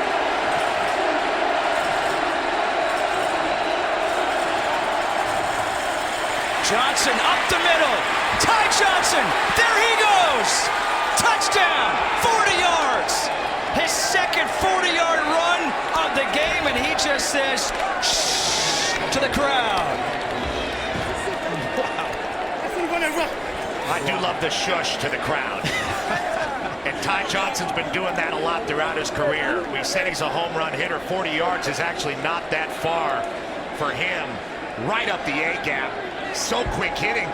Looked like a play-action move to start out, but Johnson ended up just streaking down the hash. It was a little run-pass option where the quarterback has a run read, a throw read, or in his case, a give read. Right there, he gave it, and Johnson took it.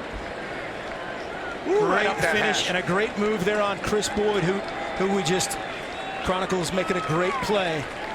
And there's your... Gerald Wilbon was a player injured for Texas on that play, being helped off the field right now, hence the delay in the extra point attempt for Adam Green. But really that drive was all Ty Johnson. It was set up by his return and then his 40-yard touchdown run.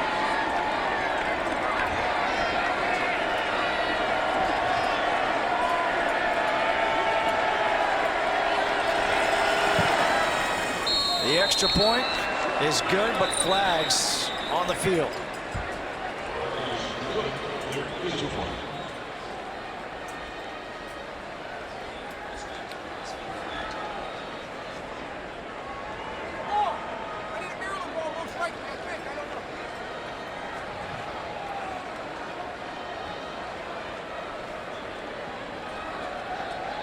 Long conference. Yeah, they were pointing at Maryland the whole time, so I think it's going to be on them. It is.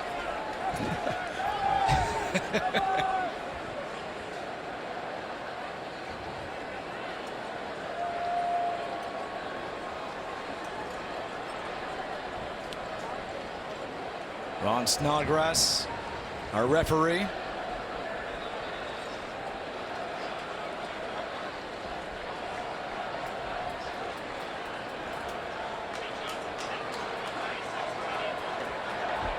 Failure to wear proper equipment. There were two number 57s on the offense.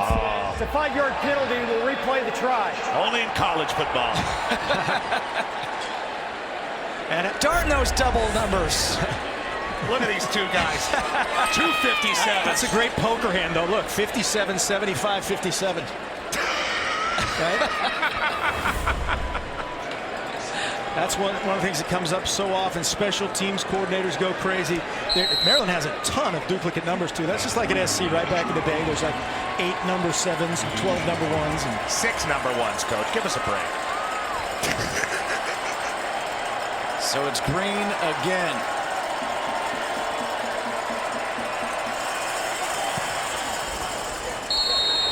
He converts again. Ty Johnson got everything started. After the punt return, he ran back the kickoff 62 yards. Gave his Terps a short field. And then he says, you know what, guys, I'll do the rest. Just give it to me. 40 yards. And it's once again a 10-point lead for Maryland. Coney Island has been around for a long time. Reminds me of how Geico has been saving people money for over 75 years. First date? Hey, big guy, come on in. Let me guess your weight. Win a prize. Sure, why not? 12 ounces? Sorry, mate, 4 ounces. I've been taking the stairs lately. You win, big guy. Sorry. Excuse me. Wow, he looks so much more real on TV. Yeah. Over 75 years of savings and service. Get your rate quote today. 10-point game here in the third quarter, 4:29 to go. Maryland on top of Texas, 37-27.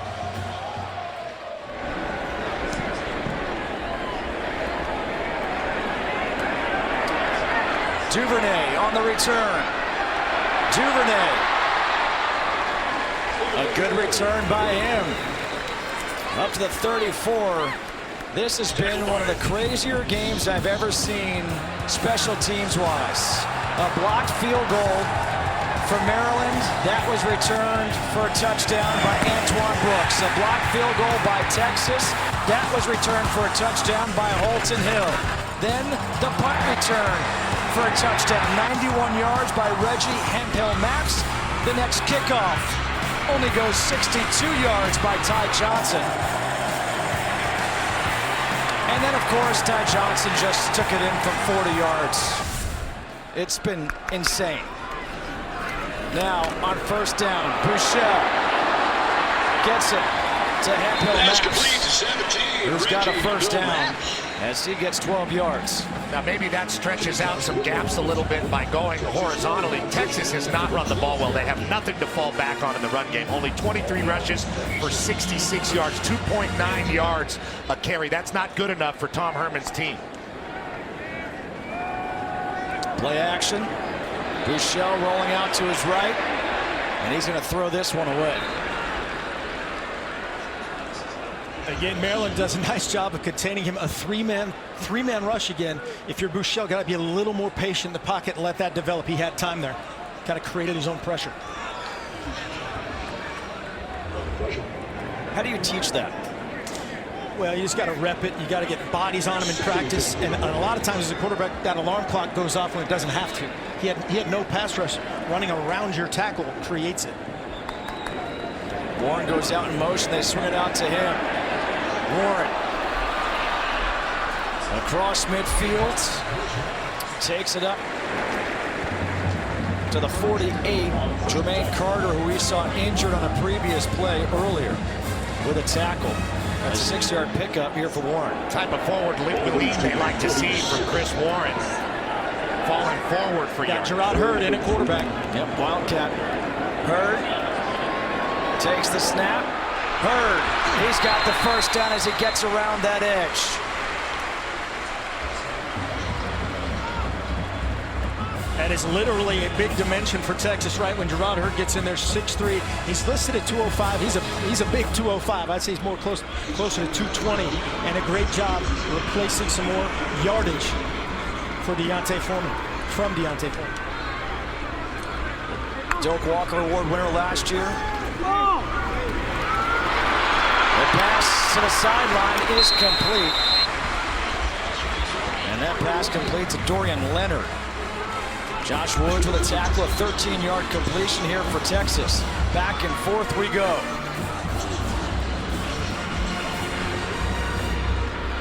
From the 30.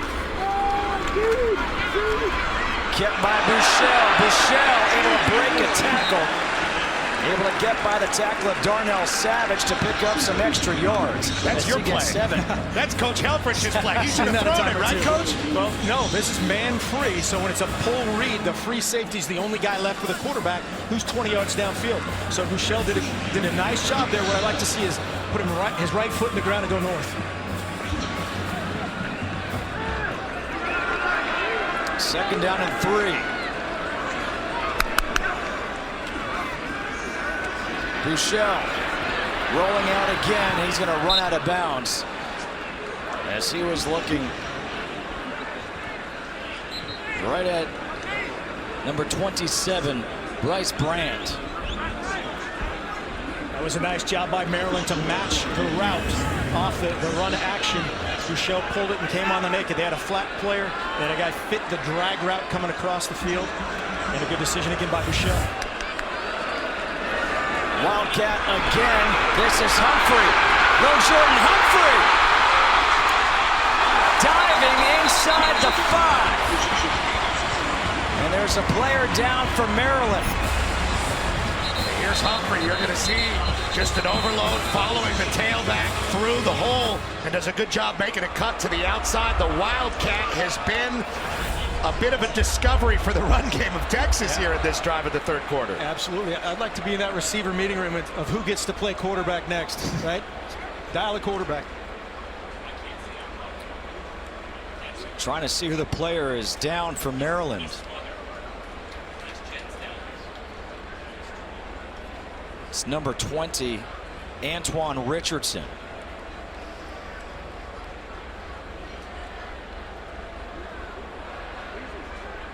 Young man out of Delray Beach, Florida.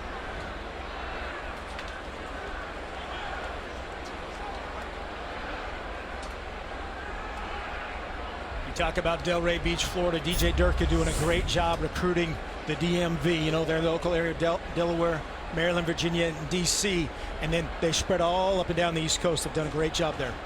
Looks like he got the business end of By the way, Jordan. Do you see who's blocking? I was gonna say, that's exactly right. Shane Buechele. That's a nice job by Buechele, and it's also smart by Texas to not take him out of the game when they're going to put somebody else at quarterback.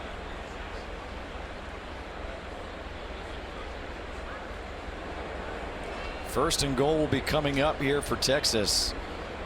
But the concern right now is for Antoine Richardson.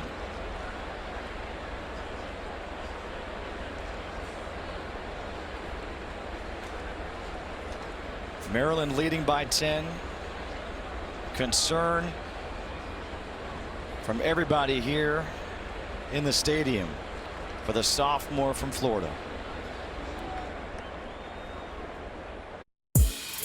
There's 5 things I care about: the economy, healthcare, sports, education, and respect for Tom Brady. I am inspiring America. You and I have a lot in common. Like this. Yeah. To be interesting, you've got to be interested. I'm not trying to be relatable. I'm elevatable. Colin, you're on fire. I may have just changed the entire world.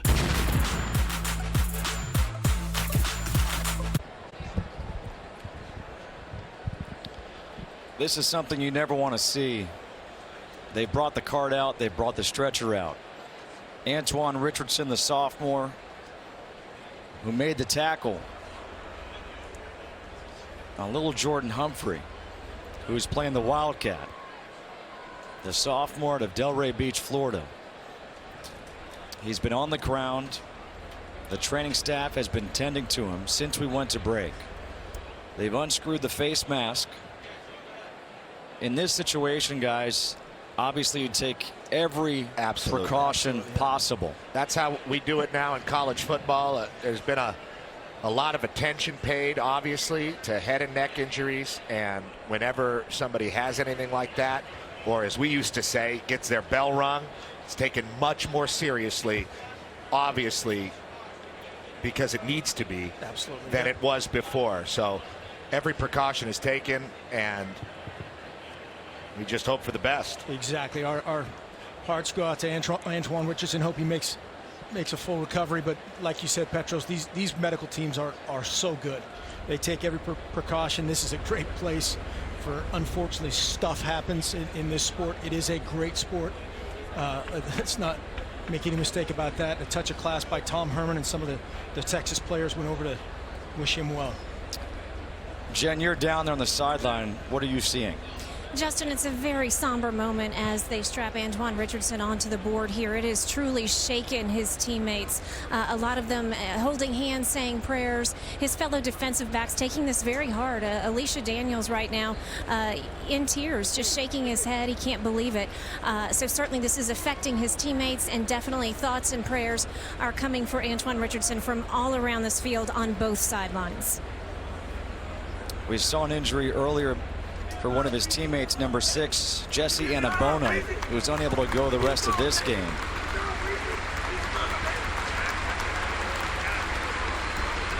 The Texas fans rise to their feet. The Maryland fans who've made the trip to watch their team try to get a victory over a top 25 ranked team. Antoine Richardson being raised up onto the stretcher.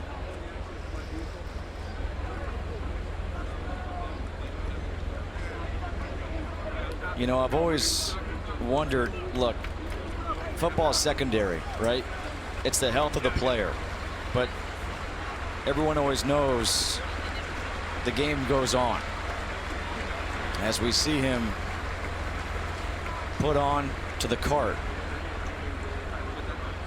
And we just heard the report from Jen Hale, how the players so somber down there. Some of the players are really shaken, some crying. Coach, as a coach, what do you say to your team? How do you get them back mentally? Because now you're facing defensively a 1st and goal from the 3. Yeah, it's tough, and this is, as you said, way bigger than football. But you get everybody back together. You look at everybody in the eye because they're all going to react differently. You know, guys in his position group, his roommate, that's going to just hit them hard. We know his family back home is thinking the worst. But we wish him nothing but the best as he waves to the crowd. So that's a great sign. Great sign. Great thing to see. And that'll get his teammates going right there. Just that much. We will try to get you an update, if we can, on the condition of Antoine Richardson as this game goes on. If there's any news to relay, we will relay the news to you. Great to see him wave, though, I'll tell you. No question. Yeah. As we get back to football, it is 1st and goal from the 3 here for Texas, trailing by 10 with 1:33 to go here in the 3rd quarter. Buechele, he will run it. Buechele to the end zone, touchdown. They keep it on the ground again. And a rushing touchdown for Shane Buechele. No Wildcat that time. They just let Shane take it in. Yeah, it's really effectively the same thing, right? Instead of the receiver running it in, this time it's Kyle Porter leads Buechele to the end zone. Great job cleaning up that fit by Tino Ellis as Kyle Porter leads his quarterback to the end zone. That has to feel good for Shane Buechele. Joshua Rowland on for the extra point.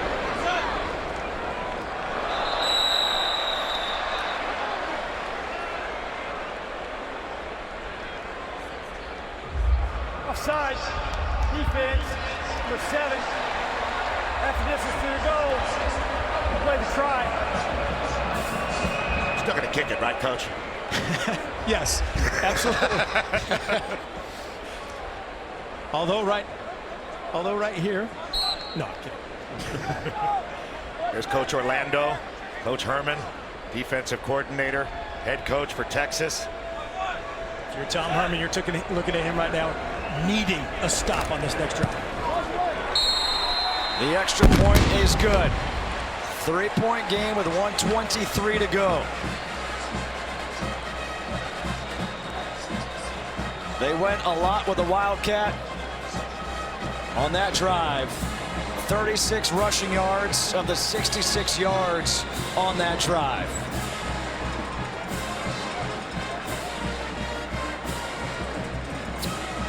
Here in Texas, obviously many people have been thinking about Hurricane Harvey. Well, relief has begun, but it's far from over. For every dollar donated to the American Red Cross at Walmart or at Walmart.com, Walmart will match 2 times its value. See complete donation details in store or at Walmart.com. Just last night, I saw they had reached over $25 million.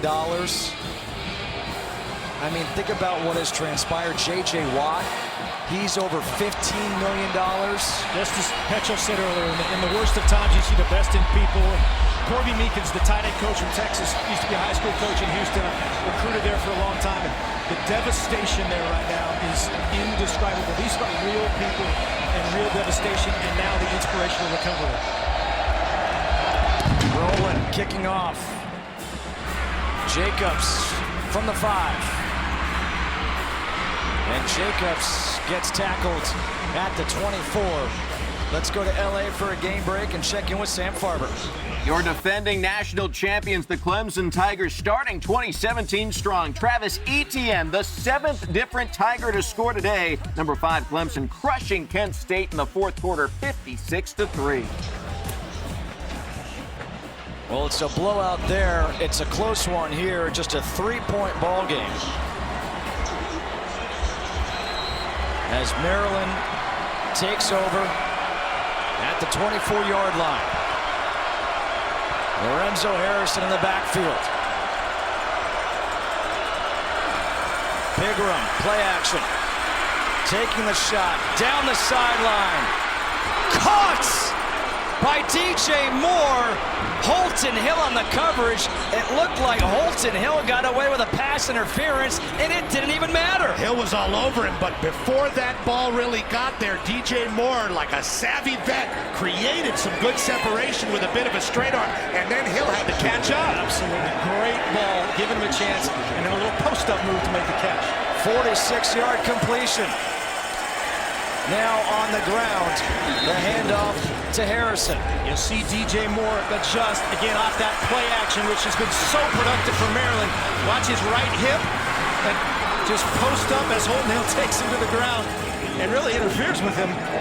Great play by DJ Moore. You're better off there by Holton Hill. Take the 50. Yeah, exactly. 2nd down and 7. Just like that, they flip the field. The answer by Maryland time and time again. So impressive. Pigram, pressure, escapes. Flag is thrown and he goes down. It looked like he lost his footing again as Charles Omenihu. There is a flag down in the backfield. He's limping. Holding. Offense. 64. 2-yard penalty. 2nd down. Pigram's pointing to the sideline here that he wants to come out. And it looks like they're bringing in Kasim Hill. And this is the future. The highly touted 4-star recruit out of last year's class. Timeout. Injured player. That's how fast it can happen. We're talking about a quarterback who's had a great game running the ball, getting more and more comfortable throwing the ball. Just had a beautiful long throw, and he just couldn't make it off the field after that physical run. And this is the danger of having a quarterback that runs a whole lot. Yeah, just gets a little overextended as he tries to make the cut on Omenihu. That's a 6'7", 280-pound guy he's trying to avoid. And did that ball come out? That ball might have come out early. That can happen sometimes as a guy comes in on that cut and gets in so much pain, that ball comes out early. It did come out. They are reviewing it. They are reviewing it. The officials have the headsets on. And even if it's an inadvertent whistle with Texas recovering it, they'll get possession. The immediate recovery rule, yep. Take a look at that. That's really too bad with how well he's played. Tough kid. Looks like his right elbow might have been down there by that angle. That's a great shot. 2nd down, Maryland.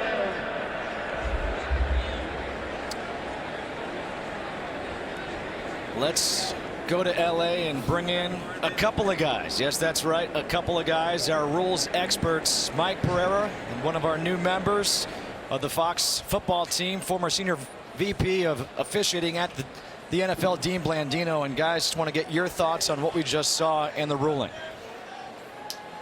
There's 2 of us now. Come on, one's younger and better looking, but we both agreed on the elbow, right? The elbow's down, so. The elbow's down. As soon as the elbow hits, then the ball comes out, and so he was down. See, like there's 3 of you, there's 2 of us. Yeah, but I want to ask this question. Safety in numbers. Hey, Dean, will we see you in any 3-piece suits this year? No, I was told that Pereira's the 3-piece guy, so I have to stick to 2 pieces. Stay in your lane, Blandino. Awesome. Let's say it was a fumble, guys. Let's say it was a fumble. That's an immediate recovery by Texas. They would have possession even if the whistle blew. Yeah, you go back to the live shot and you can see that the Texas fell on the ball, and that is that other element. So you have to have both of those. But that was one of the first things that Dean said. Let's go back and look at it just to see first if it's a clear recovery, and that was a clear recovery. Well, guys, thank you so much, Dean. Great having you with us. Welcome to the Fox family. Unfortunately, Pigram had to be helped off the field. Kasim Hill, the freshman out of D.C., is now in. Totally different player. 232. Big arm. Really athletic kid, yeah. A great program in St. John's in Washington, D.C. There's a little confusion here coming out of the... Yep, oh, yeah, sorry. They were talking to him. They were thinking about changing the play, and they'll take it to the quarter. Yep, that is the end of the quarter. Well, the opener here on Labor Day weekend. It has been quite a matchup. Maryland out of the Big Ten against Texas out of the Big 12. 37-34, Maryland leads going to the fourth.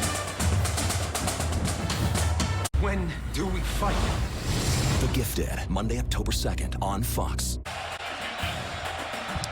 FS1 College Football is sponsored by Liberty Mutual. Liberty stands with you. The Texas fans have come alive, as has this team in the second half. Tyrell Pigram injured, trying to scramble. The coaching staff looking at him. It's a 50-yard attempt for Adam Green, who converted from 26.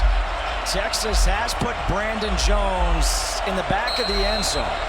If it's short, he could return this. And we've seen special teams be such a huge part of this game.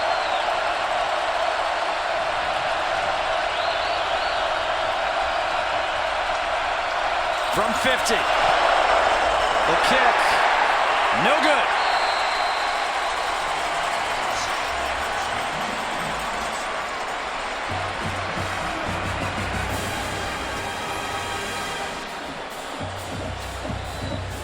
Another great stop by Todd Orlando. Texas slowly but surely trying to grab momentum in this game, and it looked like Adam Green should have been called for a false start. Yeah, really, that's a false start on the kicker. That puts those guys out of rhythm, and that is tough to come back from. Is that a pull or a push? I'm not even going to try it. It was a hook. Yeah. Good answer. That was a hook. That was a hook. Nobody even helped me. All right, guys, well, here it is. Texas has been trailing for a long time. They trail here by 3. Have the ball. Unbalanced motion to the trips. At the 32 on first down, Buechele pumps to the sideline, completes the pass to Colin Johnson. That's great play action off that motion. They've done many times where they get a 3-layer route, a guy going deep, a wheel route by Colin Johnson off of a fake block, and then you got the bubbler that turns into your 3rd layer. And he's got to get more involved. They've got to get Colin Johnson more involved in this game.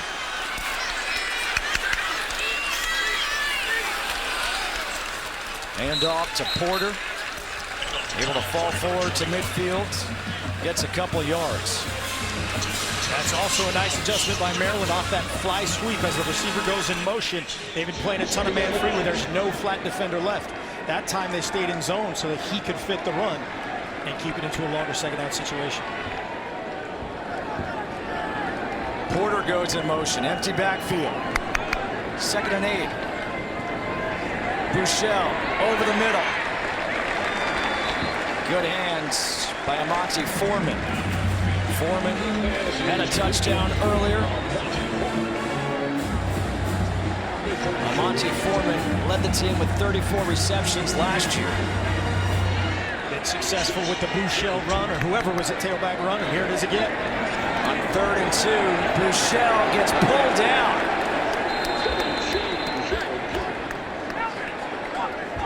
Maryland knew that was coming too, I think. They saw it coming to the same side. Buechele's a good physical runner, but if you're going to run the quarterback and they saw it coming, why not give it to Maps? Now they are going to go for it. Shane Cockrell came up with that big stop. Now 4th and 2, and Texas will go for it at the 45. Into empty, where they've done a good job of the quick passing game, or what has turned into a scramble drill for Shane Buechele. It's almost 3.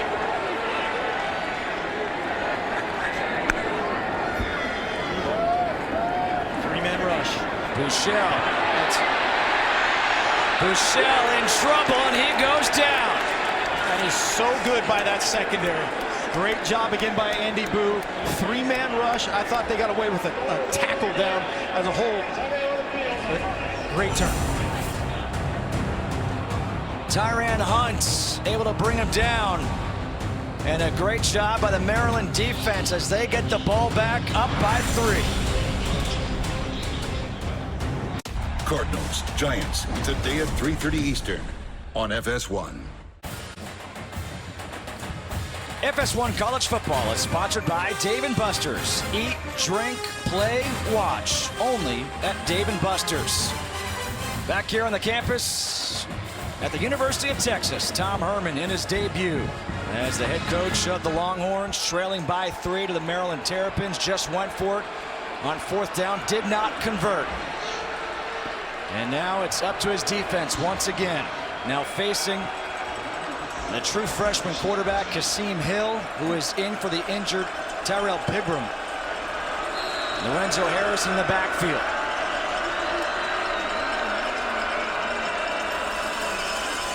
Hill's pass is hauled in by DJ Moore. Nice decision just to be calm and get Kasim Hill comfortable. Now he's a lot more comfortable in the middle of the field than he would have been pinned back if Texas had punted the ball, but they went for it on 4th down. That'll be a decision that is scrutinized from Tom Herman, depending on how this game plays out. No question, no question. 2nd down and 6. It's kept by Hill. Hill showing off his athleticism. Takes it across the 40 as he picks up 10. You can see what they like about Kasim Hill here, doing a great job off of the mesh there as he goes vertical. That's a great job. Just go north and south. If Derwin Gray finishes there, that's a touchdown. Kasim Hill broke through that tackle and how much was that gain? A medium-sized gain instead of a huge gain. It goes for 10. Ty Johnson back in there. They give it to Johnson. Again, the Maryland Terrapins are trying to get their first win over a ranked opponent since 2010 when they beat NC State. The Terps coming on the road to take on the University of Texas. DJ Durkin led the team to a 3-win improvement last year. Went to the quick lane bowl. They were 6-7 on the season. He was looking for more consistency this year out of his team. A young squad. They played 17 true freshmen last year. They had a true freshman at quarterback right now. A flag on the play. Hill is down at the 30. But let's wait to hear the call for the flag.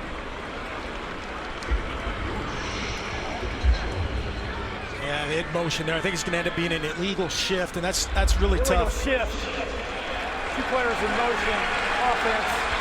5-yard penalty. 2nd down. Is that on the new quarterback? That's what I was just going to say. That's where your wideouts have to help your true freshman quarterback. You want him to look out to those receivers, make sure they're set before you send that guy in motion. But the receivers, we're talking who's on, who's off, who's on, and they remove him.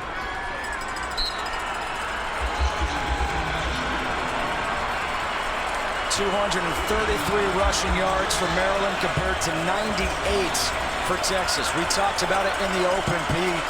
This team, they can run the ball. They're doing it today. They've been gritty all day.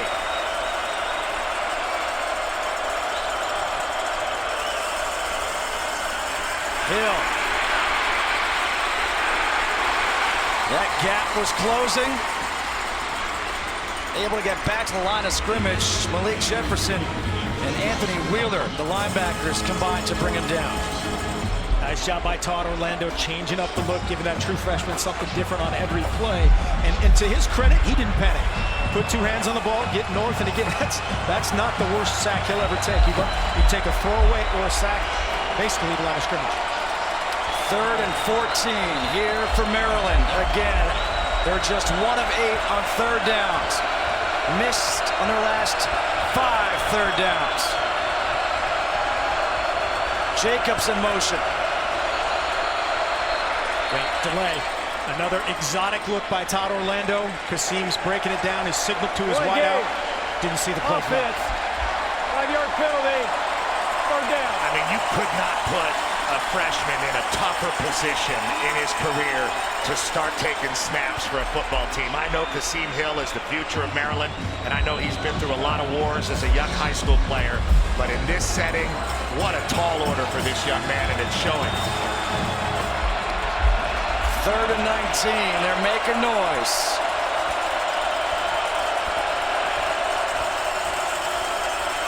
Hill stepping up, throws, caught, DJ Moore.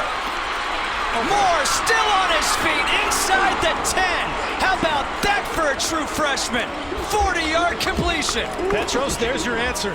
He did a great job of getting really good in protection, but a great job recognizing Texas has been playing a bunch of two high. They went to single high, and they had the deep corner route for a huge third down conversion. And now the handoff to Harrison, who gets pulled down, and there's the flag. It's a fumble, but I don't think it's going to matter. Nahshon Hughes will be called here for the penalty. Yeah, it's going to be a horse collar again, so it'll be first down, half the distance to the goal for Maryland.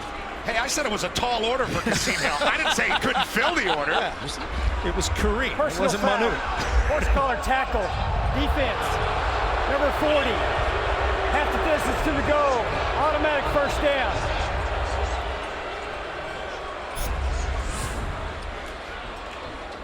Well, this is the shiftier of the backs. Lorenzo Harrison makes a little move to the outside and kind of gets Nahshon Hughes out of position. You just got to be aware of where your hands are. Very difficult thing to do for everybody out there, but they teach it. No more horse collars. That's a great picture of why that's the rule. As you can see his right knee buckle underneath it. First and goal from the 3. Hill will keep it. Kasim Hill to the end zone for the touchdown. What a performance and an answer by the true freshman Kasim Hill. A 40-yard completion on 3rd and 19, and now he runs it in on first and goal from the 3. Just a great job by Walt Bell and that offensive staff and Kasim Hill on executing. It's a front side power read for Kasim Hill. That's something he's very familiar with. What he's not familiar with was that 3rd and 100 that he converted. The extra point is good. A tall order. The quote from Petros Papadakis. The order was received. DJ Moore went 40 yards. Kasim Hill 3 into the end zone. The Terps leading here in Austin by 10. The Terps, they're dancing on the sideline, leading by 10. Excessive juice here for Maryland. They're juiced up. 7 plays, 52 yards because Texas decided not to punt and go for it instead on 4th down. It was capitalized by that 3-yard, or capped off by that 3-yard touchdown run by the true freshman Kasim Hill. But it was the big 40-yard completion of DJ Moore on 3rd and 19 that extended the drive. He overcame those 2 penalties that were self-inflicted. Yeah, it's so impressive. As a play caller there for Kasim, there's about 2 plays you've got for that situation. Duvernay has to come up to take this again. And now he has to just dive on it as it goes off his shin. Lucky to recover. Well, get ready to start your day with First Things First. Weekday mornings on FS1 with hosts Chris Carter and Nick Wright as they kick off the day with the latest in sports. First Things First premieres Tuesday at 6:30 a.m. Eastern on FS1. First things first for the Texas Longhorns is they got to score and score pretty quickly because they need 2 scores. And they haven't done that today, right? It's been methodical drives and a couple ending in touchdowns, but 7:34, 3 timeouts. You still got to be positive with your team here. They're starting again in this unbalanced look, so they've got the tight end and all the wideouts here to their left.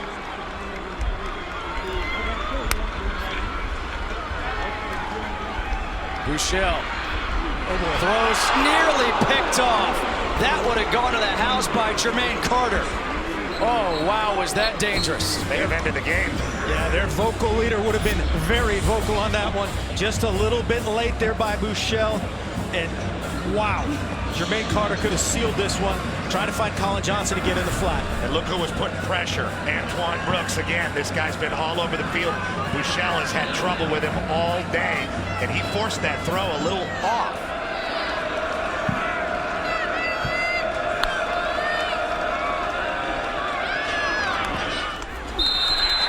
No flags.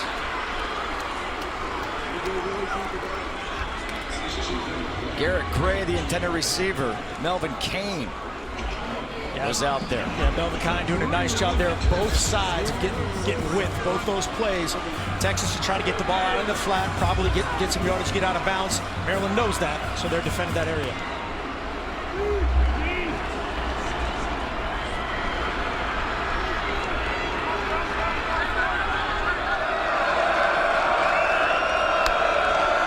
On 3rd and 10, pressure coming. Buechele steps up, throws high. That's incomplete, and that was almost nearly picked off. Wow, just a 5-man pressure. That time out of empty, you've got 5 protectors and 5 rushers. Buechele does a great job navigating that pressure right there. Now he's got to throw that ball away, get that ball down so it's not a high tip throw. High and a little bit behind little Jordan Humphrey. And they're going to punt it. And remember, Maryland can run the ball. And their freshman quarterback, the backup, can run the ball. They have a lot of opportunity to run clock. Michael Dixon to punt. DJ Moore is back. Fair catch is made, a 53-yard punt. There is a flag down around the 20-yard line. Offside. Defense. Do you go for it now, Coach? Well, it's 4th and 10, right? From the beginning, it turns into 4th and 5. I think you still got to decline that. There's 7 minutes and 10 seconds left. Yep. Decline this, play great defense, puts pressure on the true freshman, and play the odds. It is declined. 10-point game, 7:10 to go. The Terps trying for that top 25 win to open up their 2017 season. Home plate. In baseball, it's the center of the universe, where victory is celebrated and dreams are shattered. Whoever owns it owns the game. Yadier Molina, Buster Posey. Cardinals, Giants, today at 3:30, followed by the Angels and Rangers at 7 on FS1. 10-point game, Maryland leading with 7:10 to go. Let's check in with Jen Hale with some good news on the Maryland sideline for the injuries. Indeed, Justin, and everyone's going to be grateful for it. Antoine Richardson was taken to the hospital. The good news is he is now awake, he's alert, he's moving, so a big sigh of relief for a lot of Maryland fans right now. They are not going to release an official diagnosis until they run further tests. That is why they brought him to the hospital. So those tests are ongoing right now, and we will let you know if we get any more. Well, Jen, thank you so much for that update. That is such good news. Thank you. Kasim Hill in there with Ty Johnson. And Ty Johnson, they will run that ball, keep the ball on the ground as he gets 5. Yeah, so if you're Maryland here, 10-point game, 7 minutes left, true freshman and quarterback, you're going to do your deal. You're going to run your offense, but you're going to take a little time, take a look at what they're doing, try to get in the ideal play. Ty Johnson, 12 carries, 132 yards. He averaged 9.1 yards per carry last year, picking up where he left off. So there it is. They simulate the snap. Take a look. Here's what Texas do now. You see Texas look to their sideline and do the same.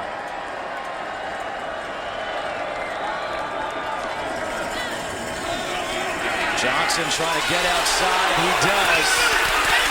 There is a flag. Could be a hold. That's the danger of running those wide plays in this situation. Offense, number 82, 10-yard penalty, 2nd down. That's against Avery Edwards, the tight end. You're going to see him in motion, just get locked up on the edge. Now his back could have helped him out by trying to get underneath that a little bit. PJ Locke forces the hold, and now Maryland way behind the sticks, trying to still run clock. Costly penalty for them. No question. PJ Locke, I just want to give him some love. His family is awesome. He was a kid that was committed to us for over a year, and their area, their Beaumont area, devastated by Harvey. It's good to see him playing well. Obviously, he doesn't like to score.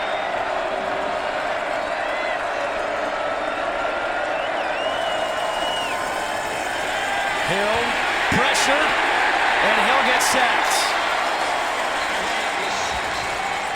Charles Omenihu, a loss of 4, and now 3rd and 19 is coming up. Ometa, who got the start today over Malcolm Roach, has been playing very good. Fights through the block and gets that big arm past Derek Hayward to the freshman quarterback. Good job eating the ball by Kasim Hill. Yeah, very smart right there. Again, that's not the worst sack. You could question the play call in terms of what they're trying to do there. There's not too many tight ends that are going to block Ometa here.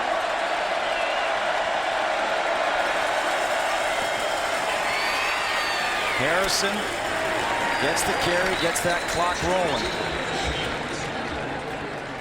And now the timeout is called here by Texas. That's a smart timeout because right there Maryland's going to burn the whole play clock. It'll be 40 seconds down, and that hurts you at this point in the game.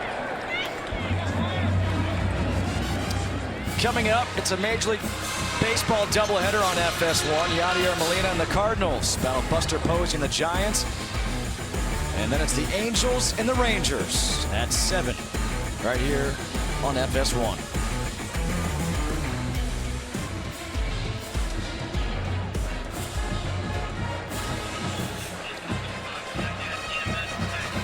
Punt coming up here for Maryland. Back to receive is Reggie Hemphill Maps, who had a 91-yard punt return for a touchdown earlier in the game. Can he electrify this crowd one more time? I think if you're DJ Durkin, you're telling the Aussie to boot it out of bounds. He doesn't. Fair catch signaled and made at the 33 or 41-yard punt. That's great coverage. I can't tell you, that's one of the most, for the typical fan, that's the most boring play in football. A fair catch is huge, right? As we've seen from Hemphill Maps earlier today. Texas offense will take over down by 10. Maryland looking for that first top 25 victory since 2010. Shane Buechele approaching 300 yards passing on the day. Has found 10 different receivers. And he's, again, got to go quickly here. They need a quick score. And it doesn't have to be a touchdown.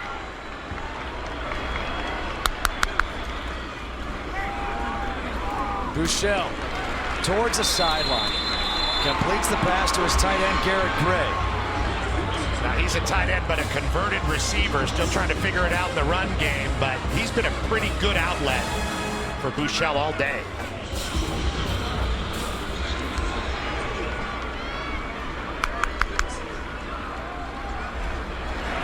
Buechele throws high. It's hauled in, but there is a flag. Colin Johnson went up high to get it. There is a flag. That's going to be All-American Connor Williams on the takedown. Number 55, 3-yard penalty. Second down. And lucky there as he got the pressure, took Buechele out at the ankles, at the knees. Just the left tackle again getting beat. Great edge pressure by Chandler Burkett. And just, again, relentless pursuit to the quarterback by that Maryland front. It's been 3. That time it was a 4-man rush.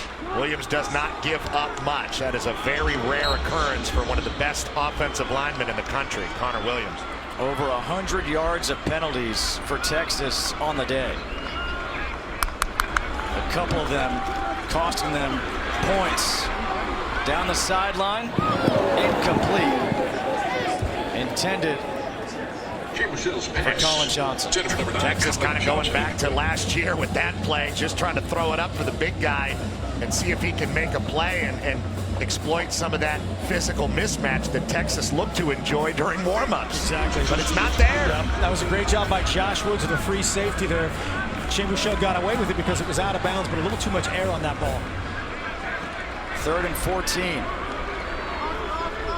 You got to figure this is 2-down territory right now with under 4.5 to go.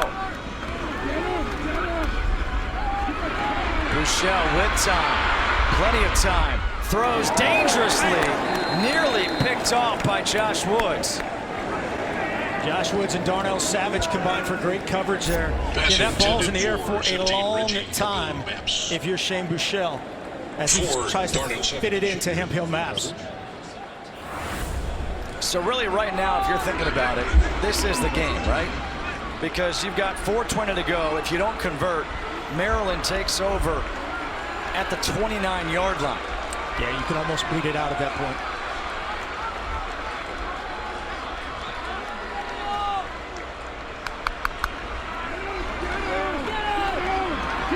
Buechele forced out of the pocket. Another flag is thrown. The pass is complete. John Burt gets the first down, fumbles, is able to recover it. But the flag in the backfield.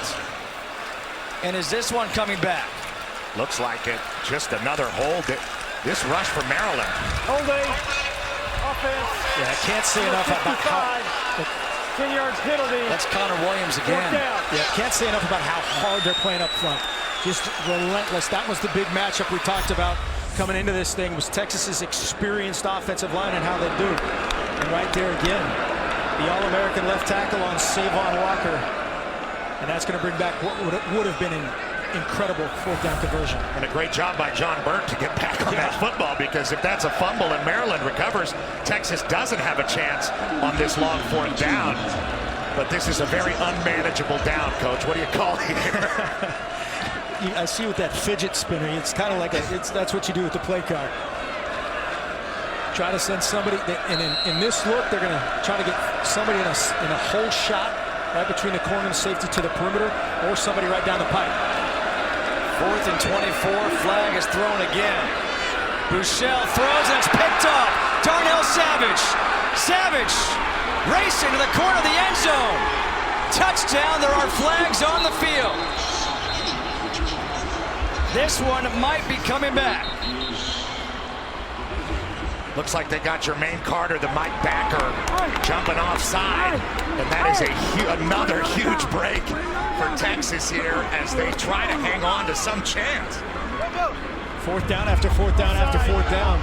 Defense, 5-yard penalty. Fourth down, replay fourth down. And right now, fans are throwing what appears to be cards onto the field, and you don't have to see that either. No, and this is again, you can see Shea Buechele set and then a predetermined scramble. This is a play at the end of the game you use to get that kind of a chunk while getting out and away from, perceived, you're getting out and away from pressure. And you're running out of those options if you're Tom Herman and Tim Beck. 4th and 19.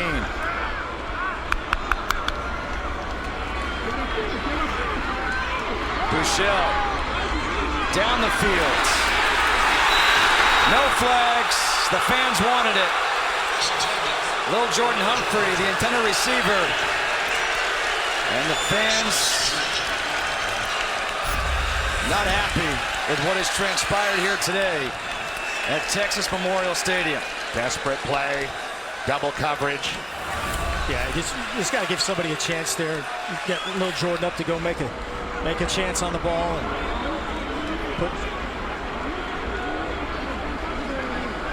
Don't like seeing this in Austin. Stuff coming down onto the field. Not a good look. The last 3 years for Texas, the worst stretch in Longhorn history. That's why Tom Herman is here. Things don't happen overnight. He's talked about this 9-month stretch as employees are picking up these cards that are being thrown onto the field. And you want to have class, you want to stop this. I understand the frustration, but no need to throw things on the field. Yeah, it's really too bad. However this turns out, I mean, we still got 3:39 left. We've seen a lot today.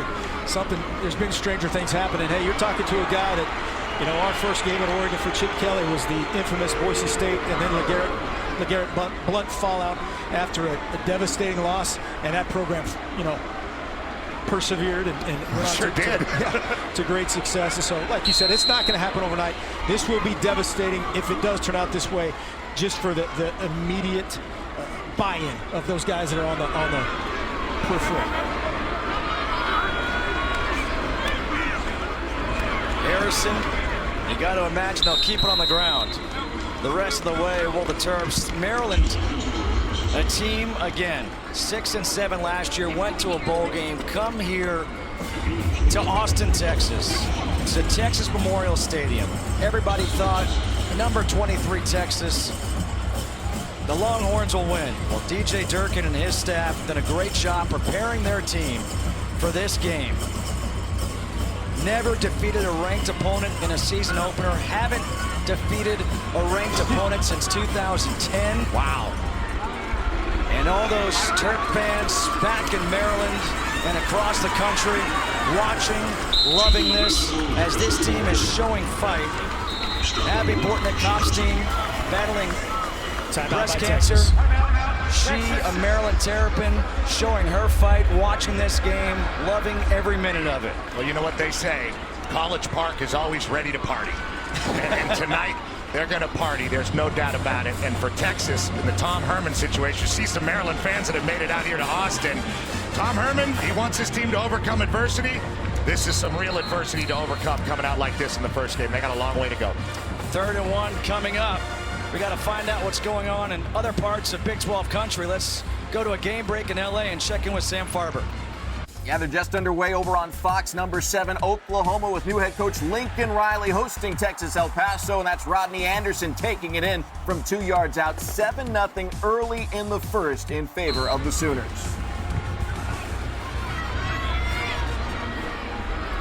Lincoln Riley, one of the new young head coaches in the Big 12. That's Jake Funk on the carry. Tom Herman. Lincoln Riley, just 33 years old as the head coach of Oklahoma. Think about that. Just a few years ago, we were in a meeting with him in Greenville, North Carolina, where he was a coordinator at ECU. I'll say to give some props to Bob Stoops and his legendary career, just a guy that did it so well for so long and did so much for college football that went out on his own terms, and just wish him all the best. Kasim Hill is in, the backup quarterback, because of the injury. Funk, bringing the Funk to the end zone. 12-yard touchdown run. Puts the capper on this one for the Terps. Oh, those fans are happy they made the trip here to Austin. Well, Funk is halfway there. He had 2 touchdowns last year. 1 rushing and 1 receiving, and there's his rushing.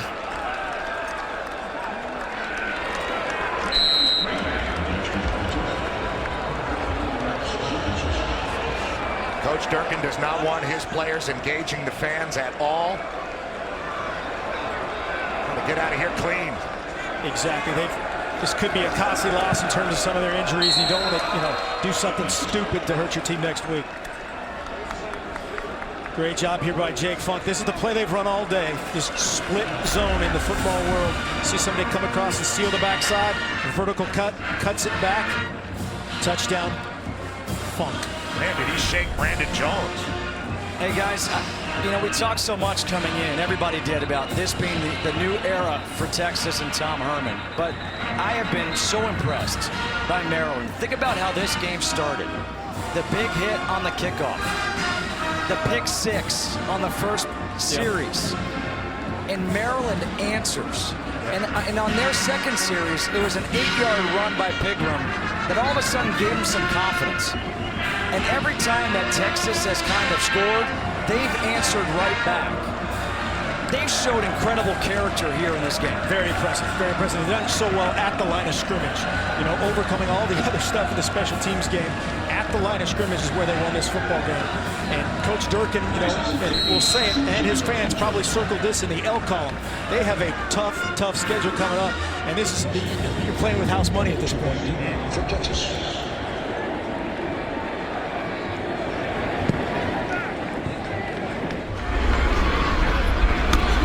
Kickoff taken at the 5 by Duvernay. Now, Coach Elfrich, you brought this up. You mentioned it before. The buy-in factor for the Longhorns now. We talked with some of the players, and they said, look, you know what?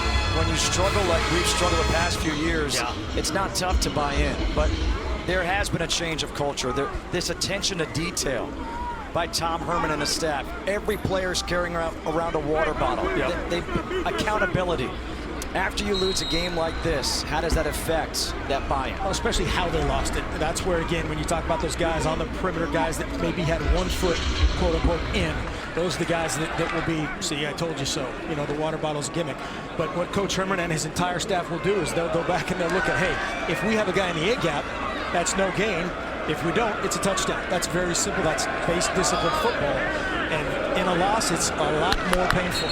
And then by the same token, for DJ Durkin and his staff, they're going, guys, hey, exactly what we talked about this offseason. It paid off in a hostile environment against a storied program. This means a ton for him and his program. Yeah. And I think, you know, one thing that Tom Herman can point to, the penalties. You know, you talk about the gaps, but look at the penalties. Well, that's discipline. Discipline. Right? That's discipline that Coach is talking about. There's a lack of discipline for this Texas program, and it's not going to be erased overnight. You see the penalties right there. Colin Johnson hurdles a player, takes them to the 35. He was wondering about how they would deal with adversity. They responded. They were down 16 at the half. They brought it back. They were in it. But those penalties, that attention to detail, that discipline is what really cost them. Batted down at the line. You know, both teams had big plays in the special teams. But it was really the line of scrimmage, like you said, Coach, that Maryland dominated. And down on the field before the game, you know, you see both teams. Texas is clearly the bigger, more physical, faster team. On paper, Texas should have dominated physically like they did on some of those special teams plays. But what can you say about the grit and the belief of Maryland, even when they got punched in the mouth, coming out here and securing this victory in the most hostile of settings? Absolutely. Kasim Hill, true freshman, converting that third and extra long, as it's good to see these Texas Longhorns still complete right here with 1:36 left. But again, look at it, 268 rushing yards for Maryland, 98 for Texas. Obviously, there's some quarterback sacks in there, some lost yardage plays, but it'll go back to the line of scrimmage, right? That's where this game starts and ends.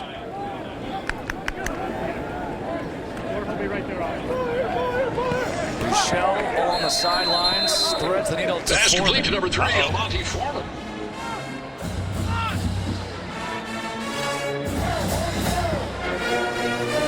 .124 to go.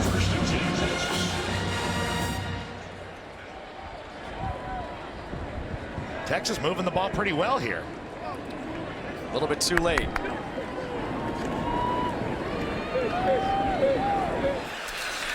Michelle just throws it away.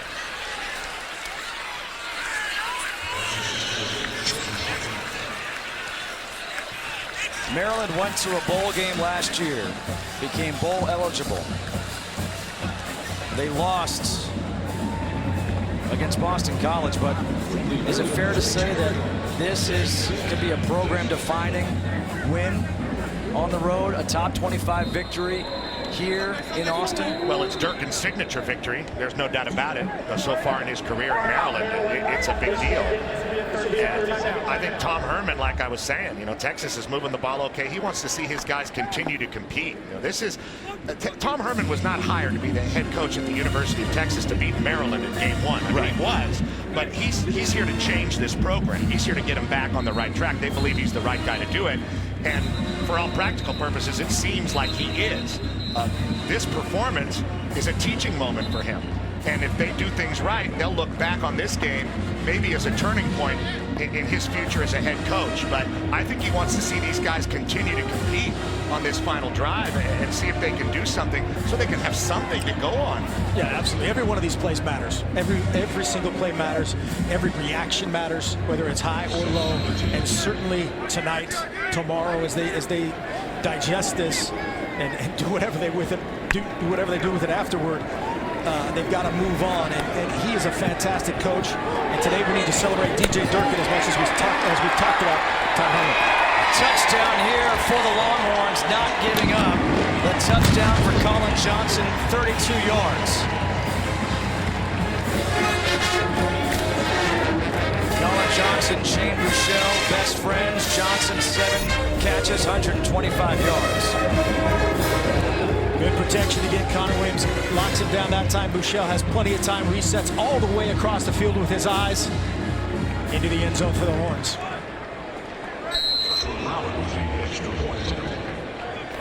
That was all the celebration you get from the quarterback, Shane Buechele. What a tough day he had trying to lead this team. You know what, though? I like that. No question. That kid cares. You care, you're down. You realize We're still down 10 with 109 to go. There's no reason to be jumping up and celebrating. Yeah, absolutely. It would have shown me a whole lot if he got up and was running to jump up and celebrate with his best friend on a touchdown there in what seems like a meaningless score. No question, yep. Texas come out and probably onside kick it. Again, just to instill right now, hey, we're going to compete on every down. It's a situation that you can teach. Yep. You know, it's something that they can look at on tape. We were talking about special teams during one of the breaks. We've had so many big special teams plays in this game.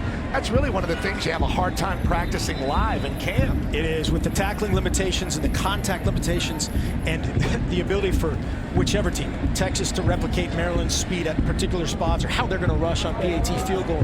PAT field goal, imagine that. That's a lot of bodies in close proximity. That's a dangerous play to practice. That's why you see so many blocks early on in game one situations. You've got a minimum of 3,000 pounds in there of a lot of human.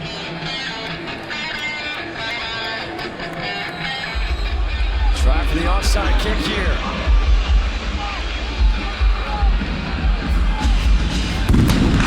Rowland gets the high bounce, and it's covered up nicely by Derek Hayward. Perfect kick if you're Texas, and great execution there by Maryland. The guys that couldn't get the ball fit and protected as Derek Hayward made the recovery, and now they'll be in victory formation to end what is just such a spectacular win for DJ Durkin and his team. Guys, you talk about recovery, and we've talked throughout this broadcast about Hurricane Harvey. I do want to mention this.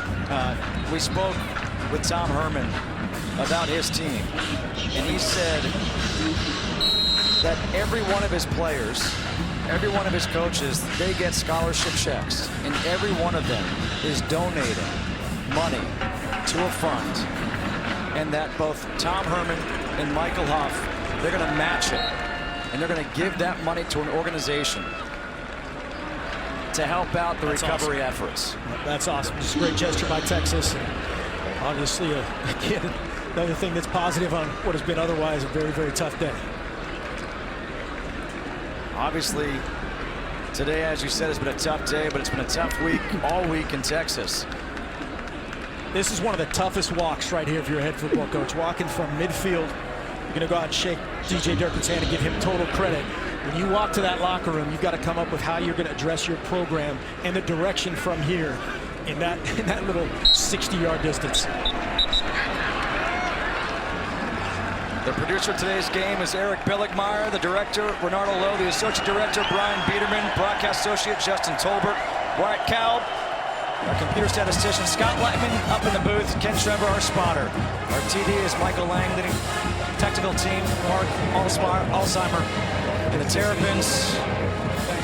A huge victory, a defining signature victory here for DJ Durkin in his second year as the head coach of the Terps, coming in to Austin, coming here to Royal Texas Memorial Stadium in the first game of the Tom Herman era and defeating the Texas Longhorns. Quite a win. Can't say enough about DJ Durkin and the toughness of his team.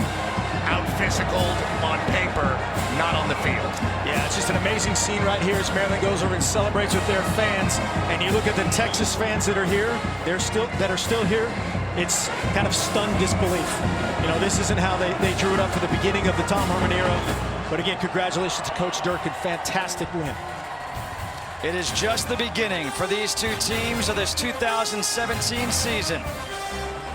But a win for Maryland on the road at number 23 Texas. For Petros Papadakis, Mark Helfrich, Jen Hale, I'm Justin Kutcher saying so long from Austin. Major League Baseball, Cardinals Giants is coming up right now.